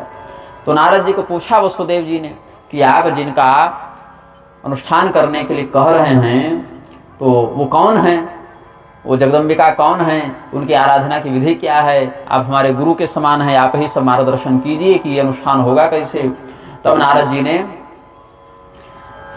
मधुकैटभ की कथा बताते हुए भगवती जगदम्बिका का महात्म्य बताया और कहा कि इन 9 दिनों तक आप देवी भागवत का अनुष्ठान कीजिए और इसी अनुष्ठान से आपका कल्याण हो जाएगा। तो वसुदेव जी को जब भगवती का महात्म्य बताया नारद जी ने, तो वसुदेव जी कहते हैं कि हमको ऐसा स्मरण आ रहा है कि एक बार हम ये अनुष्ठान पहले भी कर चुके हैं। क्यों किए हैं, कब किए हैं? तो कहे पुरा नभो गिरा कंसो देवक्यष्टम गर्भतः ज्ञात्वात्म मृत्युम पापो माम सभार्यम्य ऋणधिया कारागारे हमवसम देवक्या सहभार्यया जातम जातम समवधे पुत्रम कंसोपि पापकृत। कि जब देवकी जी से हमारा विवाह हुआ था और आकाशवाणी ने कंस को बताया कि जिस प्यारी बहन को विदागरी देते हुए तुम उसको ससुराल ले जा रहे हो रथ हाँकते हुए, उसी की 8वीं संतान से तुम्हारी मृत्यु होगी, तो उस पापी कंस ने मुझे और देवकी को जेल में डाल दिया और प्रतिवर्ष हमारे पुत्रों का वध करता जाता। तो षट्पुत्रा निहतास्तेन तदा शोकाकुला भृशम अतप्यत देवकी देवी न्यक्तम दिवमनिंदिता। जब हमारे 6 पुत्र मार दिए गए उस कंस के द्वारा, तो देवकी जी दिन रात रोती रहती, कष्ट में रहती। तो हम अपने कुलगुरु को बुलाए, हमारे कुलगुरु गर्ग मुनि वसुदेव जी के, उनको बुलाकर कहे कि आप हमारे कुलगुरु हैं, यादवानाम गुरुर भवान, हम यदुवंशियों के आप गुरु हैं, तो हमारे कुल पर ऐसा संकट आया है, आप हमारे कुल की रक्षा के लिए और दीर्घायु पुत्र हमें प्राप्त हो, इसके लिए कोई आप उपाय बताइए। वो गर्ग मुनि फिर बताए कि आपको देवी भागवत का अनुष्ठान करना चाहिए और विंध्याचल में जाकर देवी भागवत का अनुष्ठान गर्ग मुनि ने किया है अपने यजमान के लिए, क्योंकि ये तो जेल में थे, तो जेल से अब कंस तो जाने देगा नहीं कि क्या करना है, तो हमारे ही विरुद्ध तुमको पूजा पाठ करना है सब, तो तुमको जेल से कैसे जाने देंगे। तो कंस तो जाने देता नहीं बाहर, मतलब अनुष्ठान के लिए तो नहीं जाने देता। तो इसीलिए कहा वसुदेव जी ने कि निरुद्ध कंस गे हम न किंचित कर तुम उत्सहे, कि हे गुरुदेव हम तो जेल में पड़े हुए हैं और ये दुष्ट राजा हमको यहाँ से कहीं बाहर जाने देगा नहीं अनुष्ठान के लिए, इसीलिए आप हमारा प्रतिनिधि बनकर हम यहाँ संकल्प कर देते हैं आपके लिए, आप अपने स्तर से जाकर हमारे लिए अनुष्ठान कर दीजिए और एक बार हम जब जेल से निकलेंगे तब विधिवत सब हम दान दक्षिणा करेंगे। तो गुरु जी चले गए विंध्याचल और आराधय शुर दुर्गान विंध्याद्रम ब्राह्मण सह 9 दिनों तक उन्होंने दुर्गा जी का अनुष्ठान किया और अनुष्ठान की पूर्णता पर आकाशवाणी हुई। ततः समाप्ते नियमे वागुवाचा शरीरिणी, कि मैं प्रसन्न हूँ, कुछ वरदान मांगो। तो गर्ग मुनि ने वसुदेव जी का कष्ट बताया, तो उन्होंने कहा कोई बात नहीं, भगवान विष्णु कृष्ण रूप में प्रकट होंगे और कंस का वध करेंगे, तो इसीलिए तुम्हारा जो यजमान है वह संकट मुक्त अब हो जाएगा। और हमारे ही एक अंश से नंद जी के यहाँ एक बालिका होगी, उस बालिका को मथुरा पहुंचाना है, भगवान को गोकुल पहुंचाना है, जो रातों रात जो बालकों की फेर बदल हो गई, और वही बालिका फिर जाकर विंध्याचल में विंध्य पर्वत में रहते हुए मदन शभूता विंध्याद्रव करिष्यति जगद्हितम, मैं विंध्याचल में जाने के लिए विंध्येश्वरी भगवती के रूप में मैं प्रकट होंगी और विष्णु भगवान कृष्ण बनकर आएंगे, ये हम लोग आशीर्वाद देते हैं। इस प्रकार से गर्ग मुनि को वरदान प्राप्त हुआ, वसुदेव जी को आकर ये बताया गया। वही भगवती विंध्यवासिनी के प्रांगण में हम सब ये कथा कर रहे हैं। तो जब वसुदेव जी ने यह बात बताई तब नारद जी ने कहा कि आपने जो अनुष्ठान उस समय किया था वही हम इस बार भी करने का परामर्श दे रहे हैं। तो पिछली बार तो गर्ग मुनि के नेतृत्व में हुआ था, इस बार नारद जी के नेतृत्व में ये कार्य हुआ है। और जैसे जिस दिन इधर अनुष्ठान 9वां दिन चल रहा था, 9वें दिन अनुष्ठान की पूर्णता थी, उधर बिल के अंदर क्या हो रहा है, अथ तत्र बिलस्यांतः कृष्ण जाम्बवतोर्मृधे कृष्ण मुष्टि विनिस्पात श्रद्धांगो जाम्बवान भूत अभागत स्मृति सोपे भगवन्तं प्रणम्य च उवाच परया भक्त्या स्वापराधं क्षमापयन् ज्ञातोऽसि रघुवर्यस्त्वं यद्रोषात् सरितां पतिः छोहं जगाम लंका च रावणः सानुगोहतः। भगवान कृष्ण ने इधर कुल देखें तो 27 दिन बीत गए थे और अनुष्ठान से देखें तो 9वां दिन चल रहा था। तो भगवान ने एक जोरदार घूंसा जाम्बान जी को मारा और जाम्बान जी को तुरंत यह स्मरण हो गया कि अगर मुझे इतनी पीड़ा पहुंचाने वाली मुष्टिका कोई मार सकता है तो भगवान के अलावा दूसरा कोई नहीं हो सकता। तो उन्होंने तुरंत पहचान लिया और कहे कि मुझे स्मरण आ गया कि आप साक्षात भगवान श्री रामचंद्र जी ही हैं जो अभी कृष्ण रूप में यहाँ पर आए हैं। मुझे स्मरण आ गया कि जब समुद्र ने पुल बांधने के लिए आपको रास्ता नहीं दिया या पार जाने के लिए रास्ता नहीं दिया था तो आपने मात्र भ्रिकुटी टेढ़ी की थी उसकी ओर और पूरा सागर उबलने लगा था। फिर समुद्र ने क्षमा मांगते हुए आपका आदेश स्वीकार किया। फिर आप लंका गए और वहाँ पर आपने रावण का वध करके समस्त संसार को सुरक्षित किया था। यह सब हमको स्मरण आ गया प्रभु। वे राम आप ही हैं, स एवास्य भगवान कृष्ण मद्दौरात्मक क्षमस्व हो। हमको तो पहले ही पहचान लेना था प्रभु, लेकिन मैं दुरात्मा हो गया था, इसीलिए मैं आपको पहचान न सका। इसीलिए आप हमारे अपराध को क्षमा करते हुए आदेश दें कि आपके आगमन का कारण क्या है, यह बताएं, हम आपकी वैसी ही सेवा करेंगे। फिर भगवान ने सब बताया कि हमारे ऊपर हत्या का कलंक लगा है इस मणि के कारण, तो ये मणि दे दो। तो मणि और अपनी पुत्री दोनों जाम्बान जी ने दे दी। अब कुछ लोग कहते हैं कि जाम्बान जी की पुत्री भालू के समान दिखती होगी, ये सब कुछ संदेह करते हैं। इसका समाधान हम पिछली कथा में कर चुके हैं कि ये सब कोई बानर भालू पशु योनि वाले नहीं हैं। ये किमपुरुष नामक एक अलग प्रजाति होती है देवताओं में, जिसको किमपुरुष कहते हैं। उसमें कुछ बानर के समान दिखते हैं, कुछ पक्षी के समान दिखते हैं, कुछ भालू के समान दिखते हैं, कुछ सर्प के समान दिखते हैं। मतलब शरीर से जो पशु पक्षी के समान दिखें, लेकिन हृदय से तत्व से जो देवता के समान प्रभाव वाले हों और केवल पुरुष में ऐसा लक्षण हो। स्त्रियां अप्सराओं के समान दिखें, उनको किमपुरुष प्रजाति का देवता कहा जाता है। हाँ, अगर इसमें घोड़े के समान दिखेंगे तो वो किन्नर नामक प्रजाति के देवता हो जाते हैं।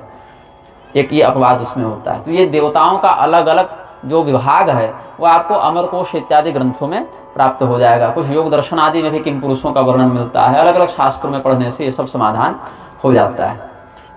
अब जिस दिन इधर देवी भागवत का अनुष्ठान पूर्ण हुआ, हवन इत्यादि हुआ, फिर ब्राह्मण भोजन इत्यादि हुआ, दान दक्षिणा चल रही थी, उसी समय भगवान जाम्बवती और स्यमंतक मुनि के साथ आते हुए दिखाई पड़े। तो ये महात्मा जो है वह वर्णित किया गया है। एक और प्रसंग यहाँ पर है जो अगस्त मुनि को कुमार कार्तिकेय ने बताया है। शिव जी के पुत्र हैं कुमार कार्तिकेय, स्कंद भगवान उनको कहते हैं, जिनके 6 मस्तक हैं, मोर पर जो बैठते हैं। और अगस्त मुनि जो हैं लोपा मुद्रा के पति हैं, जिन्होंने अपने योग बल से समुद्र का अवशोषण कर लिया था और विंध्य पर्वत को झुकाया था। ऐसे महान कृत्य करने वाले अगस्त मुनि, ये दोनों महापुरुषों का संवाद है। एकदा कुंभयोनिस्तु लोपा मुद्रा पतिर्मुनिः गत्वा कुमारमभ्यर्च्य पप्रच्छ विविधाः कथाः। तो यहाँ पर अलग अलग कथाओं का वर्णन किया गया है जो दोनों के बीच संवाद हुआ। वाराणसी, मणिकर्णिका, गंगा इत्यादि अलग अलग दिव्य तीर्थों का वर्णन किया गया है। उसी प्रकरण में देवी भागवत की भी चर्चा चली थी दोनों के मध्य में। तो अगस्त मुनि ने कार्तिकेय भगवान से देवी भागवत की महिमा पूछी थी। तो आप सब जो श्रीमद् भागवत की कथा सुने होंगे उनको स्मरण होगा, 9वें स्कंध के पहले अध्याय से जिनका ध्यान होगा कथा में, वहाँ पर एक वर्णन मिलता है कि सूर्य देव के पुत्र श्राद्ध देव, जिनको वैवस्वत भी कहा जाता है, और वर्तमान में जो हमारे मनु के पद पर प्रतिष्ठित हैं, मनु महाराज जो हैं 7वें मनु, पहले वाले तो मनुस्मृति वाले हुए स्वयंभू मनु, उन्हीं के आधार पर बाकी मनु अपना काम करते हैं। तो अभी वाले जो हैं 7वें हैं मनु, वो कृष्ण वर्ण के दिखते हैं। जैसे शनिदेव जैसे दिखते हैं लगभग वैसे ही मनु भी दिखते हैं। दोनों भाई भी हैं और लगभग वैसे काले रंग के और दिव्य तेजस्वी शरीर, लेकिन कृष्ण वर्ण का उनका रूप देखने को मिलता है। तो ये वैवस्वत मनु जो हैं उनकी पत्नी का नाम था श्रद्धा, इनका नाम था श्राद्ध देव, असली नाम है श्राद्ध देव। तो संतान की प्राप्ति करने के लिए मित्रावरुण का यज्ञ कर रहे थे। मित्रावरुण नाम के एक देवता होते हैं जो कश्यप और अदिति के पुत्र हैं, और यही मित्रावरुण के पुत्र के रूप में बाद में अगस्त जी का भी प्राकट्य हुआ है।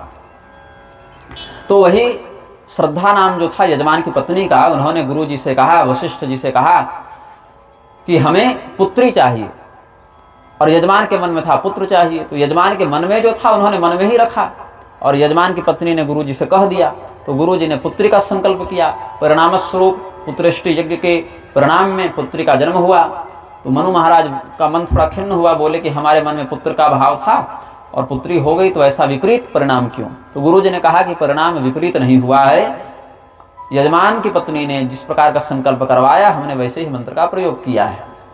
तो मनु जी ने कहा कि आप तो ऋषि हैं, समर्थ हैं, तेजस्वी हैं, आप अपने तपोबल से इसको पुरुष बना दीजिए। तो बोले कि अगर ऐसे ही कोई सामान्य बच्चा होता, बच्ची होती, तो हम कर भी सकते थे, लेकिन चूंकि मंत्र में संकल्प यही था और संकल्प के कारण ऐसा हुआ है, तो मंत्र के प्रभाव को पलटते हुए हम ऐसा नहीं कर पाएंगे। हमको भगवान से अनुमति चाहिए, भगवान का आशीर्वाद होगा तभी संभव है।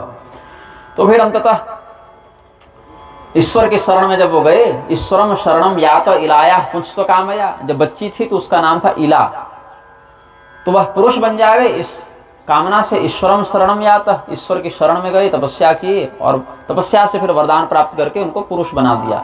अब ये जब बच्ची लड़का बन गई तो इसका नाम हो गया सुद्युम्न। गुरुणा कृत संस्कार सुद्युम्नोथ मनोह सुतः, तो सुद्युम्न नाम पड़ गया इनका। समयानुसार ये बड़े हुए, गद्दी पर बैठे, एक दिन शिकार खेलने के लिए अपने सेवकों के साथ उत्तर दिशा की ओर गए और हिमालय को ही पार करके और पीछे जाने लगे। वहाँ पर इलावृत वर्ष नामक एक, या इलावर्त और इलावृत दोनों शब्द मिलते हैं, तो इलावर्त या इलावृत क्षेत्र में जहाँ भगवान शिव का विहार स्थल है, भगवती पार्वती और भगवान महादेव वहाँ एकांत वास करते हैं, तो वहाँ किसी भी पुरुष का जाना निषिद्ध था। भगवान महादेव के अतिरिक्त अगर कोई भी पुरुष वहाँ चला जाता, चाहे केवल किसी भी प्रजाति का, ये नहीं कि केवल मनुष्य, पशु पक्षी देवी देवता ऋषि महर्षि, देवी तो नहीं मतलब देवता ऋषि महर्षि, कोई भी पुरुष अगर वहाँ चला जाता तो वह स्त्री के रूप में परिणत हो जाता। वहाँ केवल महादेव जी ही पुरुष बने रह सकते थे, ऐसा वह क्षेत्र था, उनका एकांत विहार क्षेत्र था। तो पुरुषों ने उस वन में जाना छोड़ दिया था। तथा आरभ्यतम देशम पुरुषा वर्जयन्ति ही, और सुद्युम्न जी को उस क्षेत्र की सीमा का बोध नहीं था कि हमको कहाँ के बाद आगे नहीं बढ़ना है। वहाँ वो अनजाने में प्रवेश कर गए, उनके पीछे पीछे उनके सैनिक और नौकर चाकर सब घुस गए और देखते देखते सभी स्त्री बन गए। जितने नौकर थे नौकरानी बन गए, हाथी हथनी बन गए, घोड़े घोड़ी बन गए, राजा रानी बन गए। अब इनको यह ग्लानि हुई कि इस परिवर्तित रूप में हम नगर कैसे जावें, तो अपने सेवकों को उन्होंने वापस भेज दिया और 2-4 दासियां उनके साथ बच गईं और उसी वन में भटकने लगे। बाद में उस वन से बाहर निकलने पर भी वो शाप पीछा नहीं छोड़ता था, तो जंगल से बाहर निकल गए, फिर और भटकने लगे तो एक आश्रम दिखा। एकदा सा जगामाथ बुधस्याश्रम सन्निधौ दृष्ट्वा तां चारु सर्वांगीं पिन्नोन्नत पयोधरां। जब वह कन्या, अब वापस कन्या बन गए हैं, इला नाम वापस हो गया इनका, जब उस आश्रम की ओर बढ़े तो देखे कि एक बहुत ही तेजस्वी कोई देवता वहां तपस्या कर रहे हैं। ये कौन थे? ये चंद्रमा के पुत्र हैं बुध। बुद्ध नहीं, लोग अब हिंदुओं में एक और भ्रम हो गया है, बुध और बुद्ध में अंतर नहीं समझते। बुद्ध जो हैं वो वेद विरुद्ध मत का प्रचार करने वाले देव विशेष हैं। गौतम बुद्ध, मैत्रेय बुद्ध, काश्यप बुद्ध, ये सब बुद्ध हैं। और बुध बुध वेडनेसडे वाले बुध, बुधवार वाले, ये दूसरे हैं, ये नवग्रहों में आते हैं। तो नवग्रहों वाले बुध हैं और अवैदिक मत वाले बुद्ध हैं, दोनों में अंतर है। यद्यपि बृहत पाराशर होरा शास्त्र का अध्ययन कीजिएगा तो वहाँ नवग्रहों में भगवान के ही अलग अलग रूपों की प्रतिष्ठा बताई गई। जैसे मंगल में नृसिंह भगवान की प्रतिष्ठा बताई है, बुद्ध में बुध और को संयुक्त किया गया है, ऐसे करके। लेकिन वो एक अलग विषय है, हम सामान्य अर्थ में आपको बता दे रहे हैं। तो यहाँ पर बुध और इला दोनों ने एक दूसरे को देखा, एक दूसरे को पति पत्नी के रूप में स्वीकार किया और एक पुत्र को उस इला ने जन्म दिया, उसका नाम था पुरुरवा। तो चंद्रवंशी क्षत्रियों के आदि पुरुष यही पुरुरवा हुए। जैसे सूर्यवंशी क्षत्रियों के आदि पुरुष महाराज इक्ष्वाकु माने जाते हैं, उसी प्रकार से चंद्रवंशी क्षत्रियों के आदि पुरुष ये पुरुरवा माने जाते हैं। इन्होंने उर्वशी से विवाह किया था और फिर आगे इनकी संततियां हुई हैं। पुरुरवा के आयु हुए, आयु के नहुस हुए, नहुस के याति हुए, याति से यदु हुए, यदु से यदुवंश चला। ये सब चंद्रवंशी क्षत्रियों के विस्तार में आगे बताते हैं। तो यह जो इला नाम की स्त्री, जो पहले सुद्युम्न राजा थे और उससे पहले जन्म के दृष्टिकोण से स्त्री थे, इनको अपने जीवन में जो ये फेरबदल का सामना करना पड़ रहा था, इससे इनका चित्त बड़ा खिन्न था। इनके मन में था कि हम फिर से पुनः पुरुष बन जाते और अपना राज्य संभालते। तो अपने गुरु जी की शरण में गए। निवेद्य वृत्तम शरणम यजो पुष्पम अभिसति। तो भगवान महादेव जी के शाप के कारण इनके जीवन में ऐसा संकट आया था। इसीलिए गुरु वशिष्ठ ने महादेव जी से ही निवेदन किया और कहा कि हमारे यजमान को, जो आपके शाप के कारण स्त्री बन गया है, आप उसको पुरुष बना दीजिए। तो महादेव जी ने कहा कि देखिए, ऐसा है कि मेरा ही दिया हुआ शाप है और हम ही हटा दें, ऐसा कैसे संभव है? यदि हम उस शाप को हटा देते हैं तो मेरा वचन मिथ्या हो जाएगा, हमारा शाप झूठा हो जाएगा, तो हम वो भी नहीं कर सकते। और यदि आपकी तपस्या का उचित हम वरदान न प्रदान करें तो आपकी तपस्या भी निष्फल मानी जाएगी, हम ये भी नहीं करना चाहते हैं। तो ऐसा क्या करें कि हमारा भी वचन न खंडित हो और आपकी तपस्या भी निष्फल न मानी जाए? तो ऐसा विचार किया भगवान महादेव ने और कहा कि देखिए, अधिक से अधिक हम यही कर सकते हैं, 1 महीना पुरुष रहेगा, 1 महीना स्त्री। और अन्य पुराणों में कहते हैं 6 महीना पुरुष 6 महीना स्त्री। तो साल भर में ऐसे भी देखें तो लगातार 6 महीना रही है या 1-1 महीना तोड़ कर रही है, कुल मिलाकर तो साल में 6 महीना स्त्री 6 महीना पुरुष, यही बात हुई। तो आकर इला को कहा गया कि देखो, महादेव जी की तपस्या से अंततः वरदान तो मिल गया, लेकिन वो आधा ही काम करेगा। तो इनको फिर ग्लानि हुई, महादेव जी से फिर पूछा गया कि अब क्या करें? तो उन्होंने कहा कि देखो, हम देवी पार्वती को प्रसन्न करने के लिए शाप दिए थे। देवी पार्वती की इच्छा थी कि हमारे इस विहार क्षेत्र में महादेव जी के अलावा दूसरे पुरुष का प्रवेश न हो, तो उनको प्रसन्न करने के लिए हमने इस क्षेत्र को शाप दिया। तो अगर वो स्वयं इस शाप का निवारण करना चाहें तो कर सकती हैं, तो पार्वती जी को प्रसन्न करो। अंततः भगवती जगदम्बिका की तपस्या करते हैं वशिष्ठ जी। जगदम्बिका भगवती ने कहा कि हमारे महात्मा का बोधक जो देवी भागवत है, उसका आश्विन मास के शुक्ल पक्ष में जो नवरात्र प्राप्त होता है, उसमें विधिवत पूजा करके अनुष्ठान करो अपने यजमान के लिए, तो इस शाप से वह सदैव के लिए मुक्त हो जाएंगे, तुम्हारे यजमान। तो गुरु जी ने फिर यही किया और सदैव के लिए पुरुषत्व की प्राप्ति सुद्युम्न को हो गई। बाद में देवी जी की कृपा से उनको मोक्ष की प्राप्ति भी हो गई थी, क्योंकि स्त्री और पुरुष दोनों के शरीर में फेरबदल करने के कारण सांसारिक विषय वासना से उनका मन हट चुका था और भगवती की कृपा से उनमें वैराग्य का उदय भी हो गया था। तो शाप मुक्त होकर कुछ समय राज्य का उपभोग करते हुए अंत में यज्ञ इत्यादि करके फिर वो भगवती के लोक को प्राप्त हो जाते हैं। तो ये हमने आपको दूसरा महात्म्य बता दिया। पहला क्या बताया? भगवान कृष्ण का चरित्र। दूसरा बता दिया सुद्युम्न का चरित्र। ये दोनों आपको कुछ थोड़े बहुत अंतर के साथ श्रीमद् भागवत वाली कथा में भी प्राप्त हो जाएंगे घटनाक्रम के दृष्टिकोण से। अब एक तीसरी कथा जो है वो वहां नहीं मिलेगी। वो क्या कहती है? ऋतवाक नामक ऋषि का एक चरित्र यहाँ पर बताया गया है। ऋतवाक का अर्थ होता है, ऋत का अर्थ होता है सत्य, वाक मतलब वाणी, तो ऋतवाक मतलब सत्यवाक, मतलब जिसको वाक सिद्धि हो, मुंह से जो निकल जाए वो सच हो जाए। तो एक ऋषि थे, उन्होंने अपनी तपस्या से एक शक्ति प्राप्त की थी, वाक सिद्धि थी उनको, वो जो बोलते थे वही सत्य हो जाता था। ऋतवाक इनका नाम ही पड़ गया। तो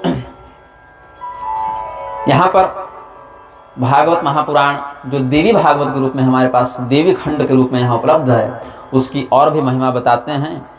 भगवत्या इदम यस्मात् तस्मात् भागवतम विदुः, क्योंकि ये भगवती का ग्रंथ है इसलिए भागवत कहा गया। यह भी परिभाषा बता दी गई। ऋतवागिते विख्यातो मुनिरासीन महामतिः तस्य पुत्रो भवत काले गंडान्ते पौष्ण भान्ति में।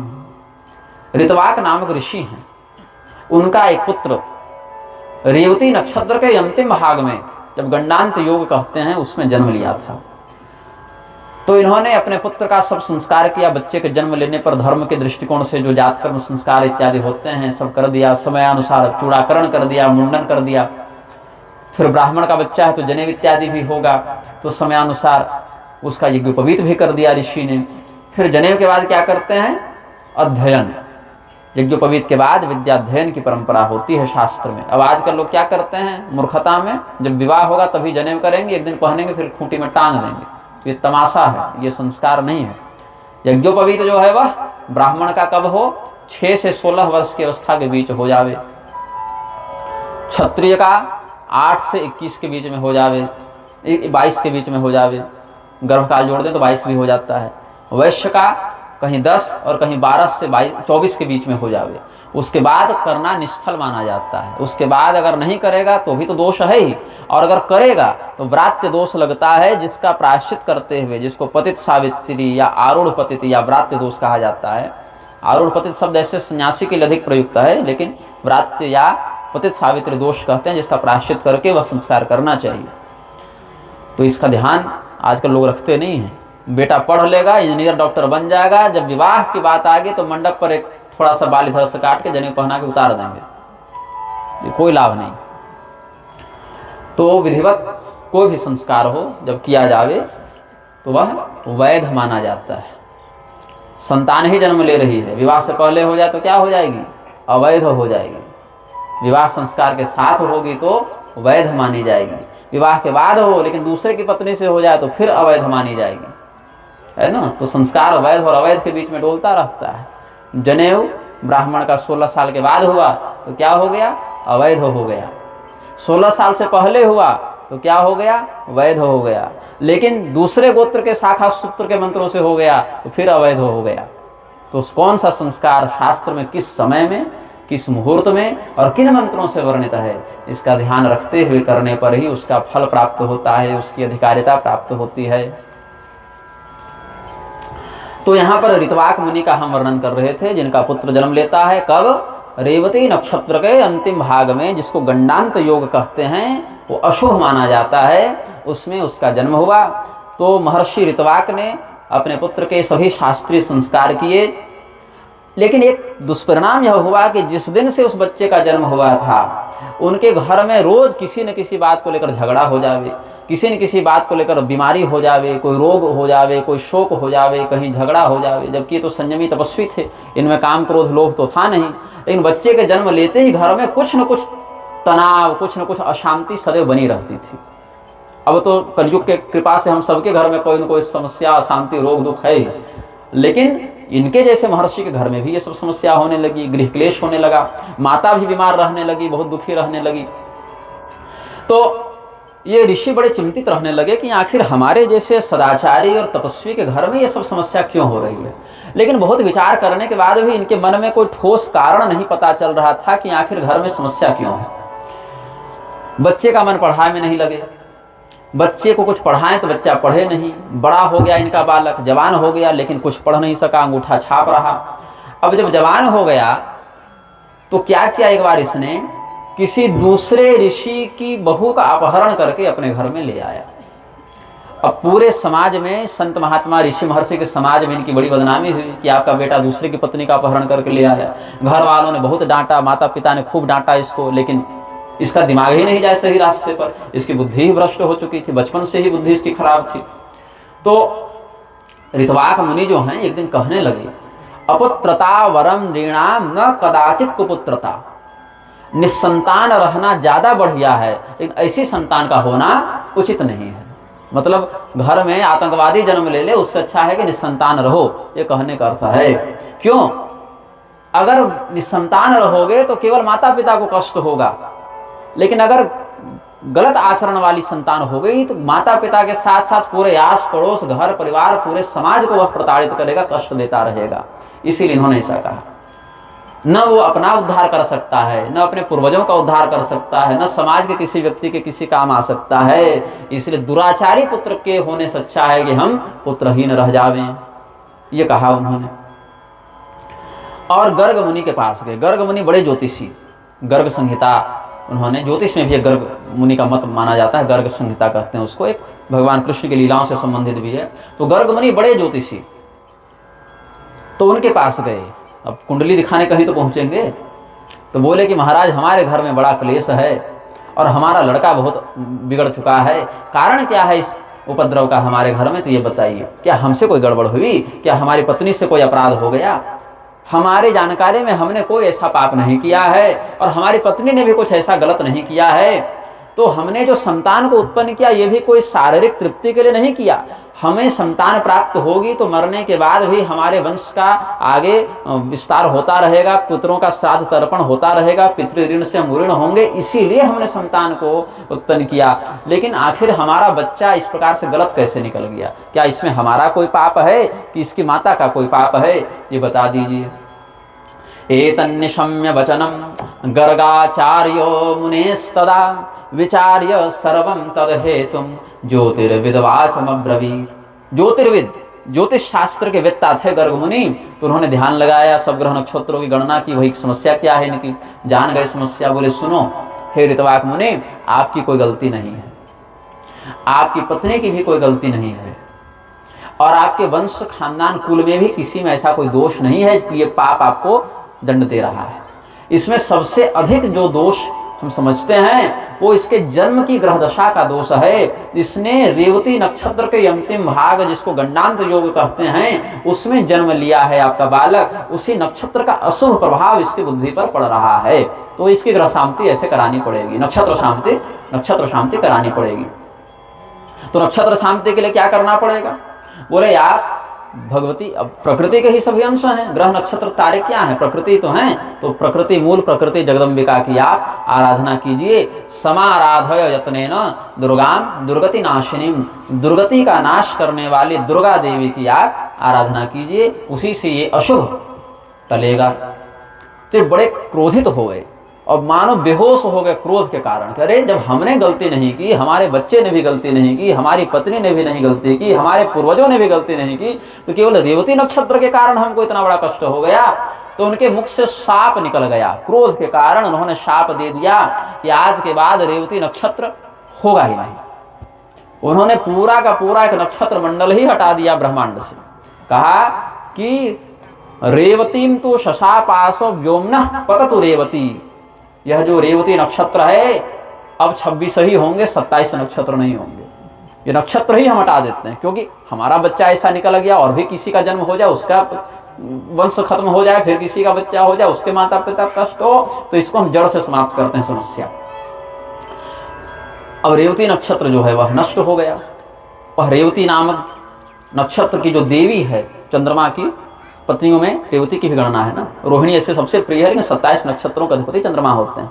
तो एक का पतन हो गया और नक्षत्र मंडल से वह नक्षत्र विलुप्त होकर गिर पड़ा। तो वह एक बालिका के रूप में गिरा। वह जो देवी है एक छोटी सी बच्ची के रूप में शापित होकर नीचे गिर गई। कहाँ गिरी? कुमुद नामक पर्वत के ऊपर वो गिरी। तो पहले उसका नाम था कुमुद, अब रेवती के गिरने से उसका नाम पड़ गया रैवतक पर्वत। आप श्रीमद् भागवत की कथा में रैवतक का बहुत वर्णन सुनेंगे। वो बलराम जी का पसंदीदा पर्वत है, वहाँ बलराम जी बहुत घूमने फिरने अपना पिकनिक मनाने जाते हैं बलराम जी, जहाँ द्विविध वानर से युद्ध लड़े हैं। तो ये रेवती नक्षत्र के गिरने से कुमुद पर्वत का नाम हो गया रैवतक, और इतनी सुंदर देवी वहां पर गिरी, इसीलिए और अधिक विशेष सौंदर्य उस पर्वत में हो गया, बहुत सुंदर हो गया, मनोरम हो गया। फिर घर आए, गर्ग मुनि ने जैसा अनुष्ठान बताया था देवी जी का वैसा अनुष्ठान कराया, और फिर उनके सारे कष्ट दूर हो गए, बच्चा भी सुधर गया, घर में रोग जो होते थे, झगड़ा जो होता था, सब ठीक हो गया। अब अचानक से जैसे आकाश से उल्का पिंड गिरे वैसे वो नक्षत्र का पतन हुआ था। वो देवी वहां पर गिरी थी, रेवती देवी दक्ष प्रजापति की पुत्री हैं, चंद्रमा की पत्नी हैं, अत्रि मुनि की बहू हैं। तो उनका जब वहां पतन हुआ था उस समय, तो वह जब गिरी तो उसको देखकर वहां एक और ऋषि पहुंच गए कि क्या गिरा है ऊपर से। उनका नाम था प्रमुच। तो प्रमुच ऋषि जब वहां पर गए तो देखिए यहाँ तो बहुत सुंदर छोटी सी बच्ची है, उसको गोद में उठाया, सोचे ये कौन है, कहाँ से आई है, इसके माता पिता कौन है, अचानक से आकाश से इसका यहाँ पतन हुआ है।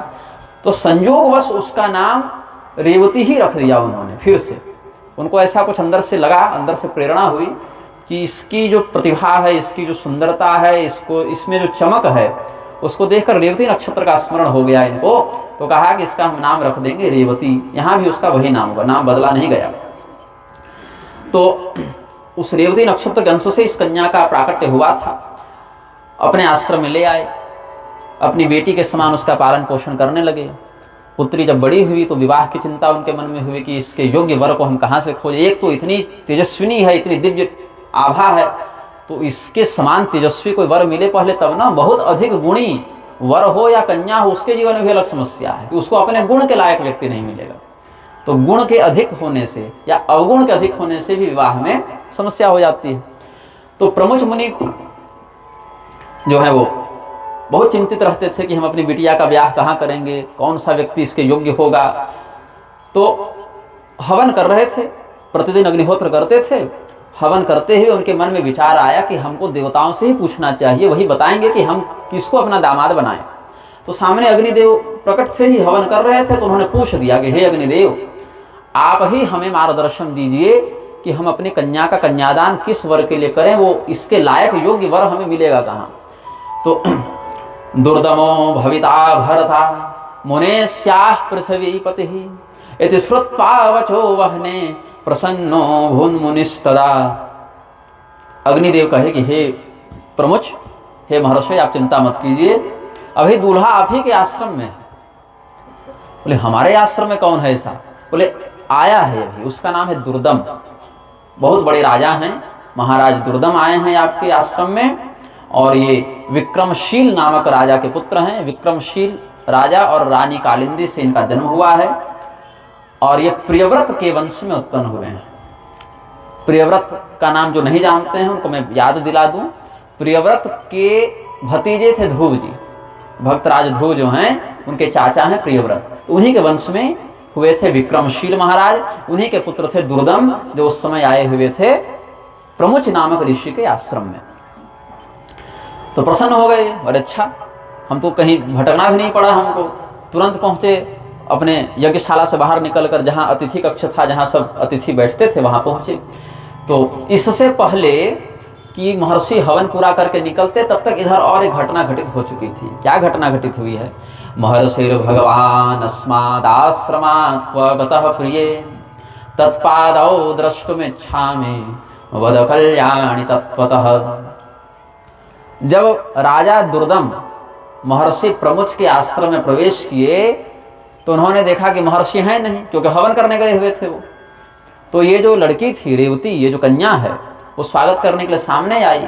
जिन्होंने कहा कि हे प्रिय, मैं महर्षि प्रमुच का दर्शन करना चाहता हूं, उनके चरणों का दर्शन करके हम धन्य होंगे।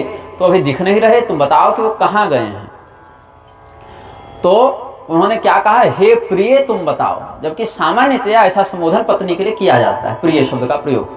लेकिन उन्होंने ऐसे ही बोल दिया, मतलब उनके मन में कुछ भाव नहीं था कि हम विवाह करें या न करें, ऐसे बोलते बोलते उनके मुख से निकल गया, अच्छे भाव से ही बोला। और उस कन्या ने भी सामान्य उत्तर दिया कि वो अग्निशाला में, यज्ञशाला में हवन करने गए हुए हैं, हवन पूरा करके आएंगे, तब तक आप बैठिए, आतिथ्य स्वीकार कीजिए, जलपान कीजिए, बैठिए। अब इतनी ही देर में अग्निदेव से उनका संवाद चल रहा था अंदर कि हम दामाद कहाँ खोजें। अग्निदेव ने बताया कि अभी आश्रम में आए हुए हैं महाराज दुर्दम, वही योग्य वर हैं। तो ये बाहर निकले हवन पूरा करके, और महाराज दिखे तो फिर महाराज को प्रणाम किया।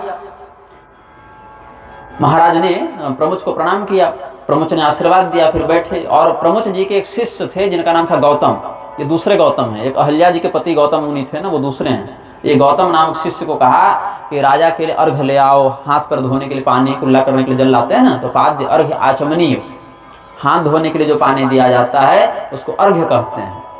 पैर धोने के लिए जो पानी दिया जाता है उसको पाद्य कहते हैं। कुल्ला करने के लिए या हल्का गला को तर करने के लिए जो जल दिया जाता है उसको आचमनीय कहते हैं। और उसके बाद दिया जाता है मधुपर्क। अब लोग सीधे सीधे आते हैं और क्या कहते हैं, सबसे पहले तंबाकू थूकेंगे और कुल्ला करके चाय पिएंगे। अब आधुनिक आतिथ्य की ये परिभाषा हो गई।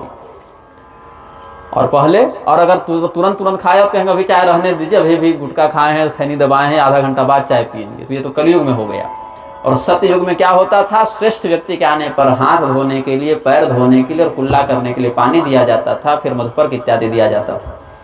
ये धर्म की व्यवस्था हो गई। तो सब अभिवादन हुआ, और जब आतिथ्य हो गया, जिसको आज की भाषा में कहें नाश्ता पानी कर लिए, जलपान कर लिए, उसके बाद बातचीत करने बैठे। तो प्रमुच जी ने पूछा, अपिते नामयं राजन बले कोशे सुहृत सुच भृत्ये मात्ये पुरे देशे तथात्मनि जनाधिप। आपकी सेना कैसी है, आपका खजाना कैसा है, आपके परिवार के लोग कैसे हैं, आपके नौकर चाकर आपकी बात तो मानते हैं, आपके मंत्री आपके हित वाली सलाह तो देते हैं, आपके नगर में सब लोग स्वस्थ तो हैं, आपके नगर में कोई अकाल या महामारी की समस्या तो नहीं, हर व्यक्ति कुशल तो है आपके यहाँ, सब हालचाल पूछते हैं। तो महाराज दुर्दम ने कहा कि आपकी कृपा से सब ठीक है प्रभु। बोले और तो आपकी पत्नी के बारे में तो हम जान ही रहे हैं कि आपकी पत्नी तो ठीक है ही, क्योंकि वो तो यही है, इसीलिए हमने आपकी पत्नी के बारे में नहीं पूछा, बाकी सबका पूछा। नगर कैसा है, भाई बहन कैसे हैं, माता पिता कैसे, मंत्री नौकर सब ठीक हैं, प्रजा कैसी है, सब पूछा, लेकिन पत्नियों के बारे में नहीं पूछा कि रानी कैसी है। तो राजा ने जब सबका हाल समाचार बताया तो इन्होंने कहा, भार्या स्थिते कुशलिनी यतः सात्रेव तिष्ठति अतो न पृच्छाम्यस्यास्ते चान्यासां कुशलम वद, कि आप तो बाकियों की आप कुशल क्षेम बताइए, लेकिन आपकी पत्नी यहीं पर विद्यमान है, इसलिए हम उसका हाल समाचार नहीं पूछे आपसे। तो राजा बोले कि आपकी कृपा से हमें किसी बात का कोई कष्ट नहीं है, लेकिन हमारी पत्नी यहाँ है ये हमको भी पता नहीं, ये कैसे हो गया, हमारी कौन सी पत्नी यहाँ पर है। तो प्रमुख ने कहा कि रेवती नाम ते भार्या रूपेण प्रतिमा भुवि विद्यतेऽत्र कथं पत्नी ताम न वेत्सि महीपते, कि आपकी अनन्य सुंदरी त्रैलोक्य सुंदरी जो रेवती नामक पत्नी है वो यहीं पर है, कि आप उसको नहीं पहचानते, नहीं जानते।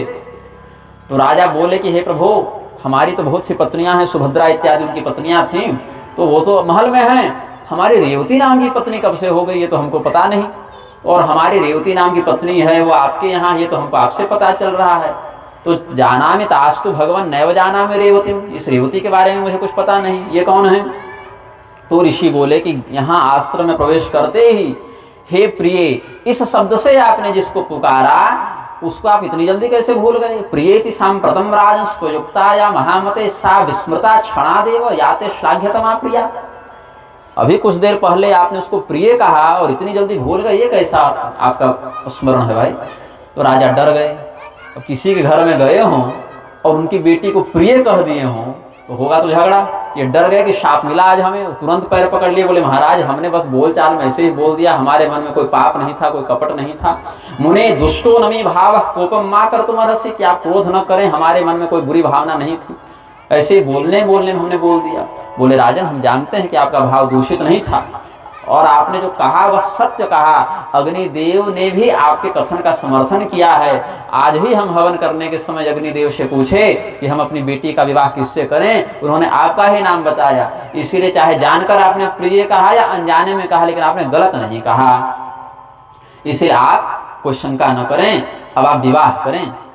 तो राजा दुर्दम और ज्यादा चिंतित हो गए कि अभी आते आते विवाह करना है, अब इनकी बात टाल भी नहीं सकते हैं। क्यों? क्योंकि कन्या भी योग्य है और ये श्रेष्ठ ऋषि हैं, इनका आदेश है भाई। तो कहा ठीक है, अगर देवताओं का यही कथन है, आप जैसे महापुरुष की यही इच्छा है और वर और कन्या में कोई दोष भी वैसा नहीं कि विवाह करते न बने, तो हम यह प्रस्ताव स्वीकार करते हैं। तो उस कन्या ने आपत्ति कर दी। कन्या ने कहा कि हम विवाह तो करेंगे किंतु अभी नहीं करेंगे। तो कब करेंगे? तो बोले कि जब रेवती नक्षत्र आएगा तब हम विवाह करेंगे। रेवत वृक्षे विवाह हो में तात कर तुम तमर्हसि, रेवती नक्षत्र जब आवे तब हम विवाह करेंगे। तो ऋषि बोले कि देखो ऐसा है कि विवाह के योग और भी मुहूर्त होते हैं अलग अलग नक्षत्रों में, अच्छे मुहूर्त हैं सब, निषेध प्रधानता से पुष्य का मिलता है, तो और भी कुछ है नक्षत्र उपलब्ध, उनमें विवाह कर लेते हैं। बोले नहीं, हमको रेवती में ही विवाह करना है। बोले बेटी तुम भी जानती हो कि रेवती नक्षत्र विवाह के लिए उपलब्ध ही नहीं है, उसका नक्षत्र मंडल से विलोप हो गया है, वह नक्षत्र भ्रष्ट हो चुका है आकाश मंडल से। क्यों? क्योंकि महर्षि ऋतवाक ने शाप देकर रेवती को भ्रष्ट कर दिया, शाप देकर उसका विनाश कर दिया, और रेवती में अगर तुम विवाह करोगे तो फिर जीवन भर तुम्हारा विवाह नहीं होगा। इसीलिए मेरी बात मानो, किसी अन्य शुद्ध नक्षत्र में विवाह कर लो। तब कन्या बोलती है कि आखिर ऋतवाक ने रेवती को नीचे गिराया कैसे, नक्षत्र मंडल से नष्ट किया कैसे? उन्होंने कहा कि बड़े तपस्वी हैं, बड़े महापुरुष हैं, बड़ी तपस्या उन्होंने की, उनके पास ये शक्ति है, ये सिद्धि है कि वो मिटा सकते हैं, बना सकते हैं संसार को। तब इन्होंने कहा इस कन्या ने, तपः किम तप्तवानेक ऋतवागेव केवलम भवता किम तपो नेद्रिक तप्तम वाक्काय मानसैः जगत् स्रष्टुं समर्थस्त्वं वेद्म्यहं ते तपोबलं रेवतृक्षं दिवि स्थाप्य ममोद्वाहं पितः कुरु। कि पूरी दुनिया में, पूरे संसार में क्या केवल ऋतवाक मुनि ही एकमात्र तपस्वी हैं कि वो जो कहेंगे वही होगा? पिताजी हम आपकी तपस्या के महात्मा को भी जानते हैं, आप भी बहुत बड़े तपस्वी हैं, आप अगर आज चाह लें तो पूरा नया संसार बना दें या वर्तमान का विनाश कर दें। आप सृष्टि संहार का सामर्थ्य रख चुके, इतने बड़े तपस्वी आप भी हैं। तो अगर कोई अपनी तपस्या से किसी नक्षत्र का विनाश करता है तो आप अपनी तपस्या से जगत सृष्टुम समर्थस्तम, जब आप पूरे संसार की रचना करने का मंत्र और विज्ञान जानते हैं तो आप एक नक्षत्र बनाना आपके लिए कौन सी बड़ी बात है। इसीलिए मेरे ऊपर कृपा करें, हमारी यही इच्छा है कि आप रेवती नक्षत्र को पुनः आकाश में प्रतिष्ठित करें और उसी की उपलब्धि होने पर हमारा विवाह करें। तब अपने पुत्री के इस वचन को मानकर अपनी तपस्या का संकल्प करते हुए रेवती नक्षत्र को पुनः प्रतिष्ठित किया गया है। और जब वह नक्षत्र पुनः वैवाहिक मुहूर्त से युक्त होकर उपलब्ध हुआ तो कन्यादान किया गया। तो राजा से पूछा प्रमुख मुनि ने कि आप तो हमारे दामाद हो गए। दामाद वो डिमांड करता है, मांग करता है, आप कुछ मांगे नहीं हमसे। तो कहा कि भाई हम तपस्वी हैं, आपकी जो इच्छा हो मांग लीजिए हमसे कुछ उपहार।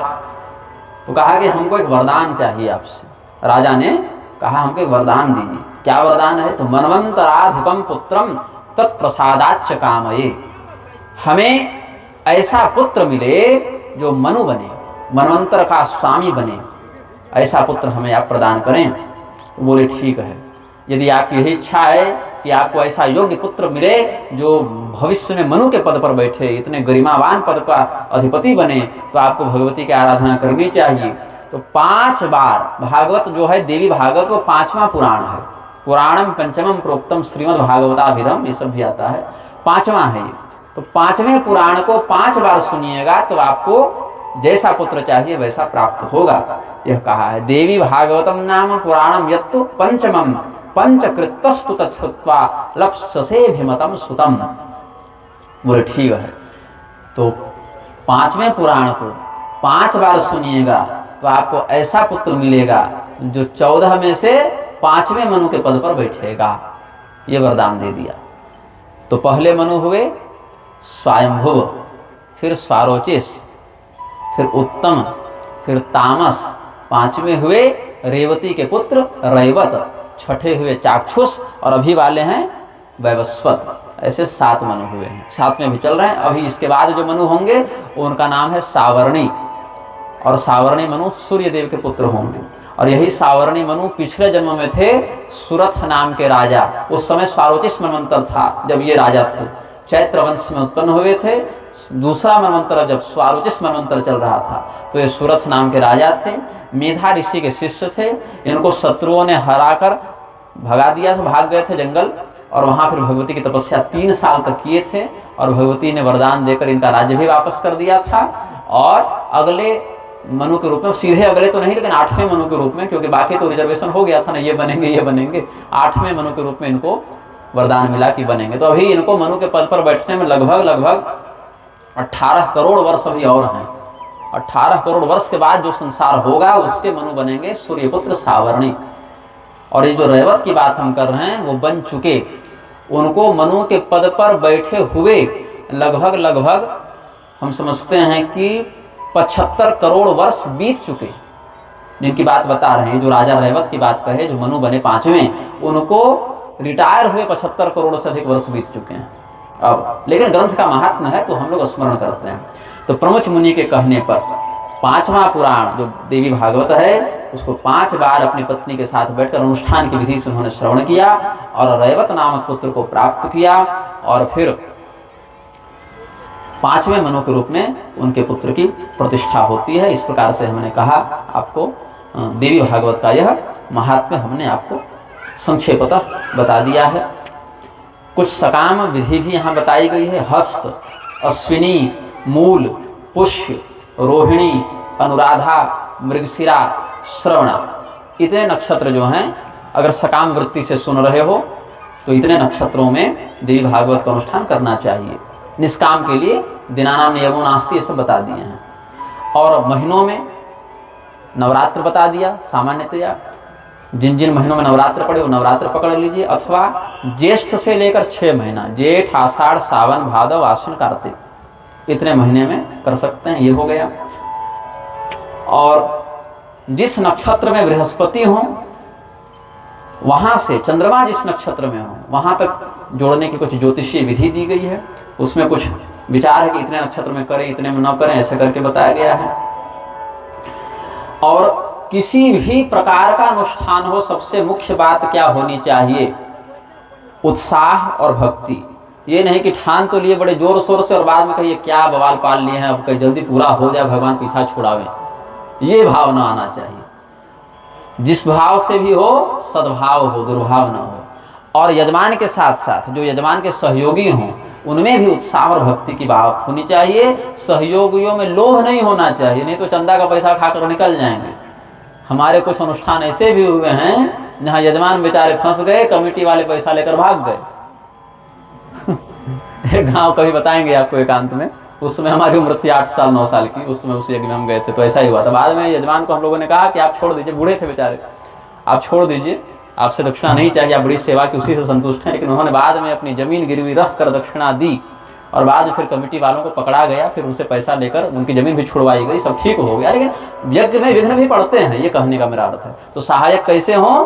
पाखंडी न हो, धूर्त न हो, लोभी न हो, जरूरत पड़ने पर अपने से भी कुछ सहयोग की भावना रखने वाले हों कि कमी होगी तो हम भी हैं खड़े, सेवा करेंगे, इस भाव से होनी चाहिए।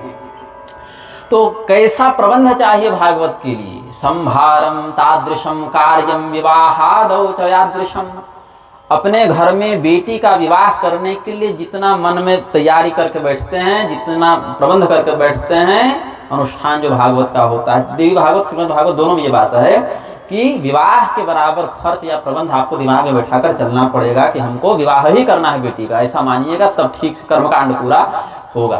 और ये भी नहीं कहना है कि हम केवल देवी जी के भक्त हों तभी, सूर्यदेव के भक्त हों, गणपति जी के भक्त हों, शिव जी के भक्त हों, विष्णु भगवान के भक्त हों, सभी भक्त इस कथा को सुन सकते हैं। क्योंकि सारे देवता क्या हैं? शक्तिशाली हैं, शक्तिहीन कोई नहीं है। शक्ति से युक्त होकर ही सभी देवता पूजित होते हैं। अब देवता पड़े रहे एम्बुलेंस में और पानी चढ़ता रहे तो कौन देवता भी आप में भाई? देवता की पूजा क्यों होती है? क्योंकि वो सामर्थ्यशाली हैं। दुर्बल की पूजा होती है? निर्बल दुर्बल दीनहीन की पूजा होती है? नहीं। शक्ति संपन्न होने से देवताओं की आराधना होती है। इसीलिए चाहे जिस भी देवता को आप पूजिए, देवता को, अब देवता मतलब साईं बाबा नहीं, देवता मतलब जिनका वर्णन शास्त्र में मिलता है देवता, तो जिस भी देवता की आराधना आपको करनी हो वह शक्ति युक्त होकर ही पूजित होते हैं। इसलिए भगवती शक्ति के रूप से सभी देवताओं में विद्यमान हैं। इसीलिए किसी भी देवता का कोई भक्त हो उसको यह कथा सुनने में अधिकृत समझना चाहिए। किसी भी जाति का व्यक्ति हो, किसी भी संप्रदाय का व्यक्ति हो, ब्राह्मणाद्याश्च ये वर्णा, ब्राह्मण क्षत्रिय वैश्य शूद्र चारों वर्ण के लोग कथा सुन सकते हैं, चारों वर्ण की स्त्रियां कथा सुन सकती हैं, ब्रह्मचारी गृहस्थी वानप्रस्थी सन्यासी ये सुन सकते हैं, सकाम वाले भी सुन सकते हैं, निष्काम वाले भी सुन सकते हैं। जो कथा सुनने के लिए आए उनसे आयोजकों को चाहिए कि झगड़ा न करें, विनम्रता पूर्वक वार्तालाप करें, विनये नैव कर्तव्यमेव मा कारणं नृणाम। कहीं झगड़ा हो भी जाए तो ये मत कहिए कि दिख जाना तुम हमको पंडाल में फिर बताएंगे, ऐसा भी झगड़ा नहीं करना है। समाज में विनम्रता पूर्वक कहना है कि अच्छा ठीक है, आपसे कोई झगड़ा झंझट होगा तो बाद में देख लेंगे, अभी तो ये धर्म का अनुष्ठान है, सबको सहयोग करके एक साथ एक मत से चलना चाहिए। श्रोताओं को बैठने का प्रबंध करना चाहिए, गोबर इत्यादि से लीप कर भूमि को शुद्ध करना चाहिए। जगह जगह पान गुटखा खाकर थूकना मना है, ध्यान दीजिएगा। जो लोग खाते हैं वो लोग बाहर थूक कर कुल्ला करके तो शुद्ध भाव से बैठे, हाथ पर धोकर, यह न कि तंबाकू गुटखा चबाते हुए करें, ऐसा नहीं। संयमी। कथावाचक कैसा होना चाहिए? तो कथावाचक का लक्षण सुन लीजिए। वाग्मी दांतश्च शास्त्रज्ञो दिव्याराधन तत्पर दयालु निष्पृहो दक्षो धीरो वक्तोत्तमो मतः। संयमी हो, बोलने की कला हो, शास्त्र के रहस्य को जानने वाला हो, दयालु हो, संतोषी हो, कुशल हो, धीर हो और भगवती का भक्त हो, ऐसा वक्ता होना चाहिए। श्रोता कैसा होना चाहिए?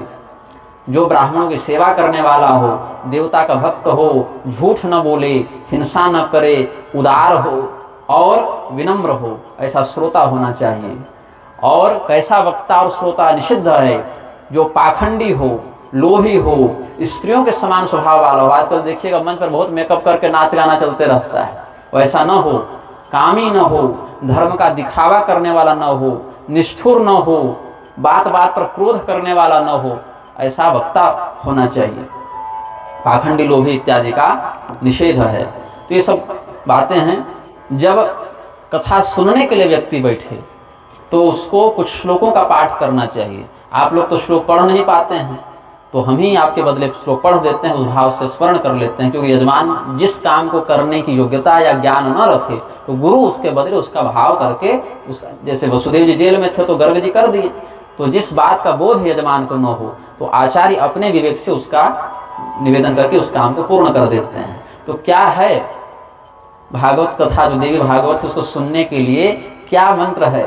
भगवती को प्रणाम करके कहना है, कात्यायनी महामाये भवानी भुवनेश्वरी संसार सागरे मग्नम मामुद्धर कृपानि मयि ब्रह्म विष्णु शिवाराध्ये प्रसीद जगदम्बिके मनोभिलषितं देवी वरम देहि नमोस्तुते। हे कात्यायनी, हे महामाये, हे भुवनेश्वरी, हे भवानी, मैं अनेक जन्मों से इस संसार सागर में डूब रहा हूँ।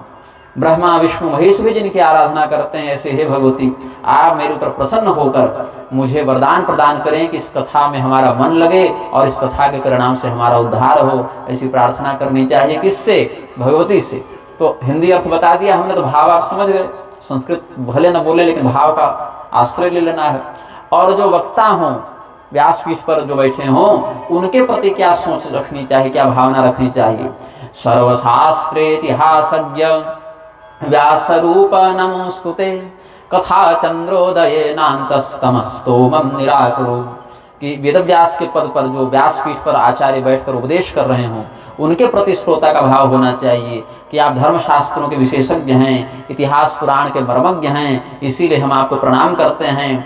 कथा रूपी चंद्रमा की ज्योति से आप हमारे अंतःकरण में जो अज्ञान का अंधकार है उसको दूर करने की कृपा करें। ये वक्ता के प्रति श्रोता का भाव होना चाहिए। पहले का जो पापी रहा हो वो कथा सुन सकता है, अभी का पापी कथा नहीं सुन सकता है। ये बात है। पहले अगर किसी ने पाप किया हो, चाहे कितना भी कठोर जघन्य से जघन्य, अपने माता पिता की भी हत्या किया हो, इतना भी बड़ा पापी हो, तो भी अगर उसको अपने पाप के प्रति ग्लानि हो, पश्चाताप हो कि हमसे गलत हो गया, पुनः ऐसा पाप नहीं होगा, ऐसी दृढ़ भावना हो उसमें, तब वो कथा सुन सकता है। लेकिन अभी भी जिसका मन दूसरे के धन में, दूसरे की स्त्री में, पाप में लगा हुआ, वो कथा नहीं सुन सकता। ब्रह्मस्वहरणे लुब्धा परदारधने सुच देवस्वहरणे तेषाम नाधिकार कथा सवे। पुराना पापी कथा सुन सकता है, नया पापी नहीं सुन सकता है। जब तक उसको अपने पाप के प्रति मन में ग्लानि न हो, पश्चाताप और प्रायश्चित की भावना न हो, तब तक वो कथा नहीं सुन सकता है, अधिकारी नहीं है। हाँ, पहले का पापी बड़ा से बड़ा, धुंधकारी से बड़ा पापी क्या, अजामिल से बड़ा पापी क्या, लेकिन उसको प्रायश्चित का भाव हो, पश्चाताप मन में हो, ग्लानि हो, तो कथा सुन सकता है। फिर ये सब बातें हैं। तो कथावाचक पुस्तक इत्यादि की पूजा करके फिर कथा श्रवण करनी चाहिए। सब कर्मकांड की बातें हैं। जब अनुष्ठान पूर्ण हो जाए तो जो मनुष्य की सीमित बुद्धि और सीमित संसाधनों के कारण कुछ जो अधिक न्यूनता, कमी हो गई हो, त्रुटि हो गई हो, कमी बेसी हो गई हो, उसकी पूर्ति के लिए विष्णु सहस्त्रनाम या गायत्री सहस्त्रनाम का पाठ करवाना चाहिए। वो सब तो आचार्य जी सब कर ही देंगे साथ साथ। और फिर घी और खीर इनको मिलाकर हवन करना चाहिए। जो अधिकृत यजमान हो उनको अधिकृत मंत्रों से हवन करना चाहिए। फिर कन्या पूजन करना चाहिए। कन्या पूजन के लिए 2 साल से लेकर 10 साल तक की कन्या का चयन करना चाहिए। सौभाग्यवती स्त्रियों का पूजन करना चाहिए। और देवी भागवत को उत्तम वस्त्र में लपेटकर अपने सामर्थ्य के अनुसार, यहाँ तो ऐसे सोने के सिंहासन की बात है, लेकिन सामर्थ्यानुसार वस्त्र में लपेटकर दान करना चाहिए। अब वक्ता के लिए क्या नियम है कि जो व्यास पीठ पर बैठकर, आचार्य पीठ पर बैठकर पुराण का प्रवचन कर रहा हो, वो जब तक कथा की पूर्ति न हो जाए, आज समाप्ते प्रसंगे तो नमस्कुर्यान्न कस्यचित्, वो दूसरे को प्रणाम नहीं कर सकता है। चाहे उसके गुरु भी क्यों ना आ जाओ, मन से प्रणाम कर लेगा, लेकिन शरीर से उठकर खड़े होकर हाथ जोड़कर वो प्रणाम नहीं करेगा। कब तक? जब तक गद्दी पर बैठा रहेगा, क्योंकि वह नहीं बैठा है, उसके स्थान पर वेदव्यास जी की प्रतिष्ठा हुई है, इसीलिए उसके पद की वह गरिमा हो जाती है। जब तक कथा चलती रहेगी तब। ये सब बातें हैं। कथा जब चल रही हो तो क्या क्या नहीं करना चाहिए, इसको थोड़ा सा मैं बता देता हूँ, फिर इस प्रश्न को पूर्ण करूँगा। कथा को बीच में छोड़कर जाना नहीं चाहिए।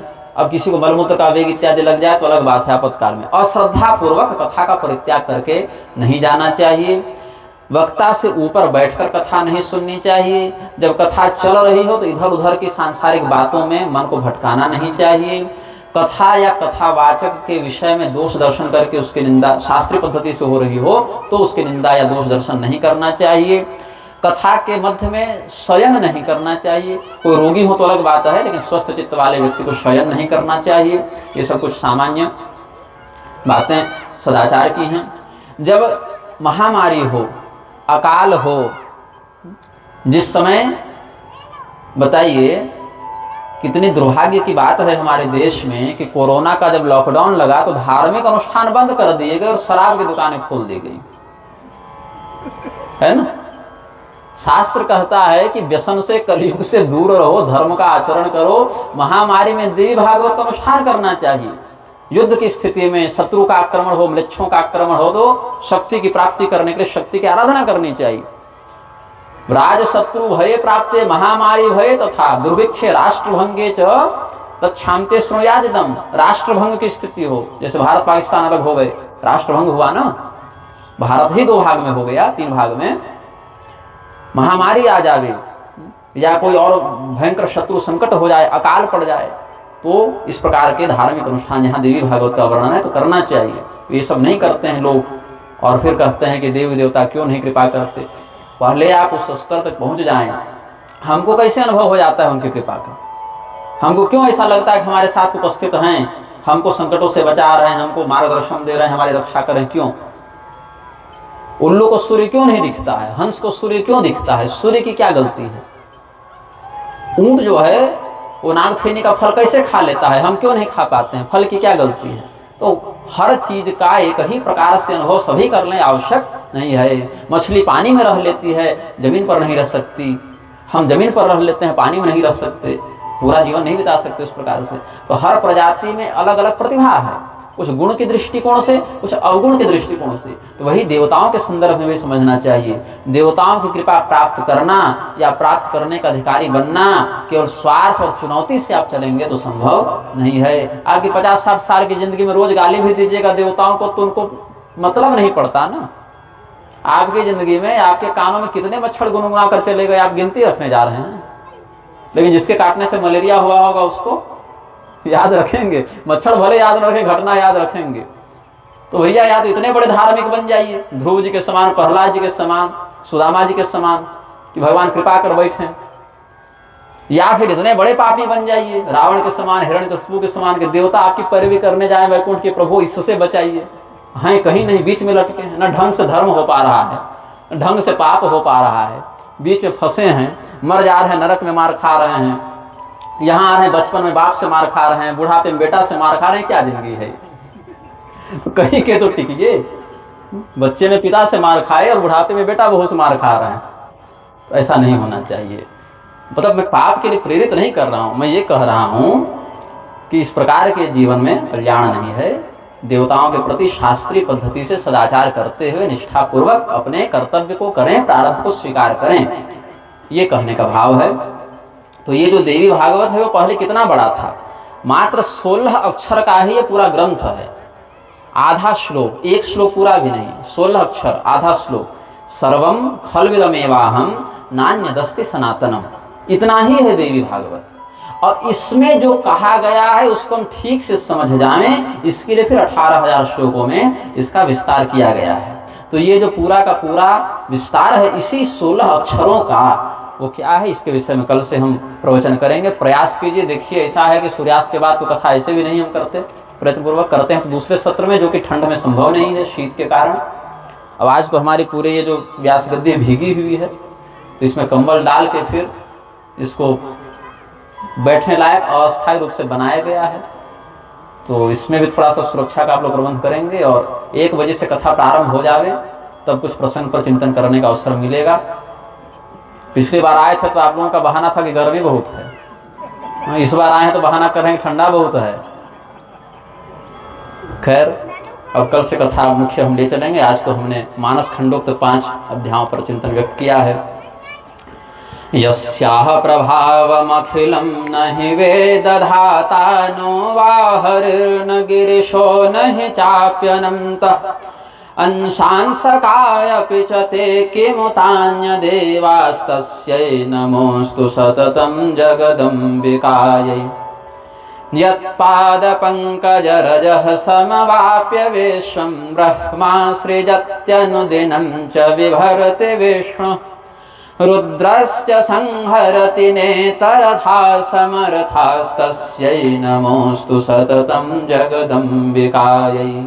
प्रेम से बोलिए आनंद कंद भगवान की जय। श्री सीतारामचंद्र भगवान की, श्री भगवती विंध्येश्वरी की, श्री देवी भागवत महापुराण की।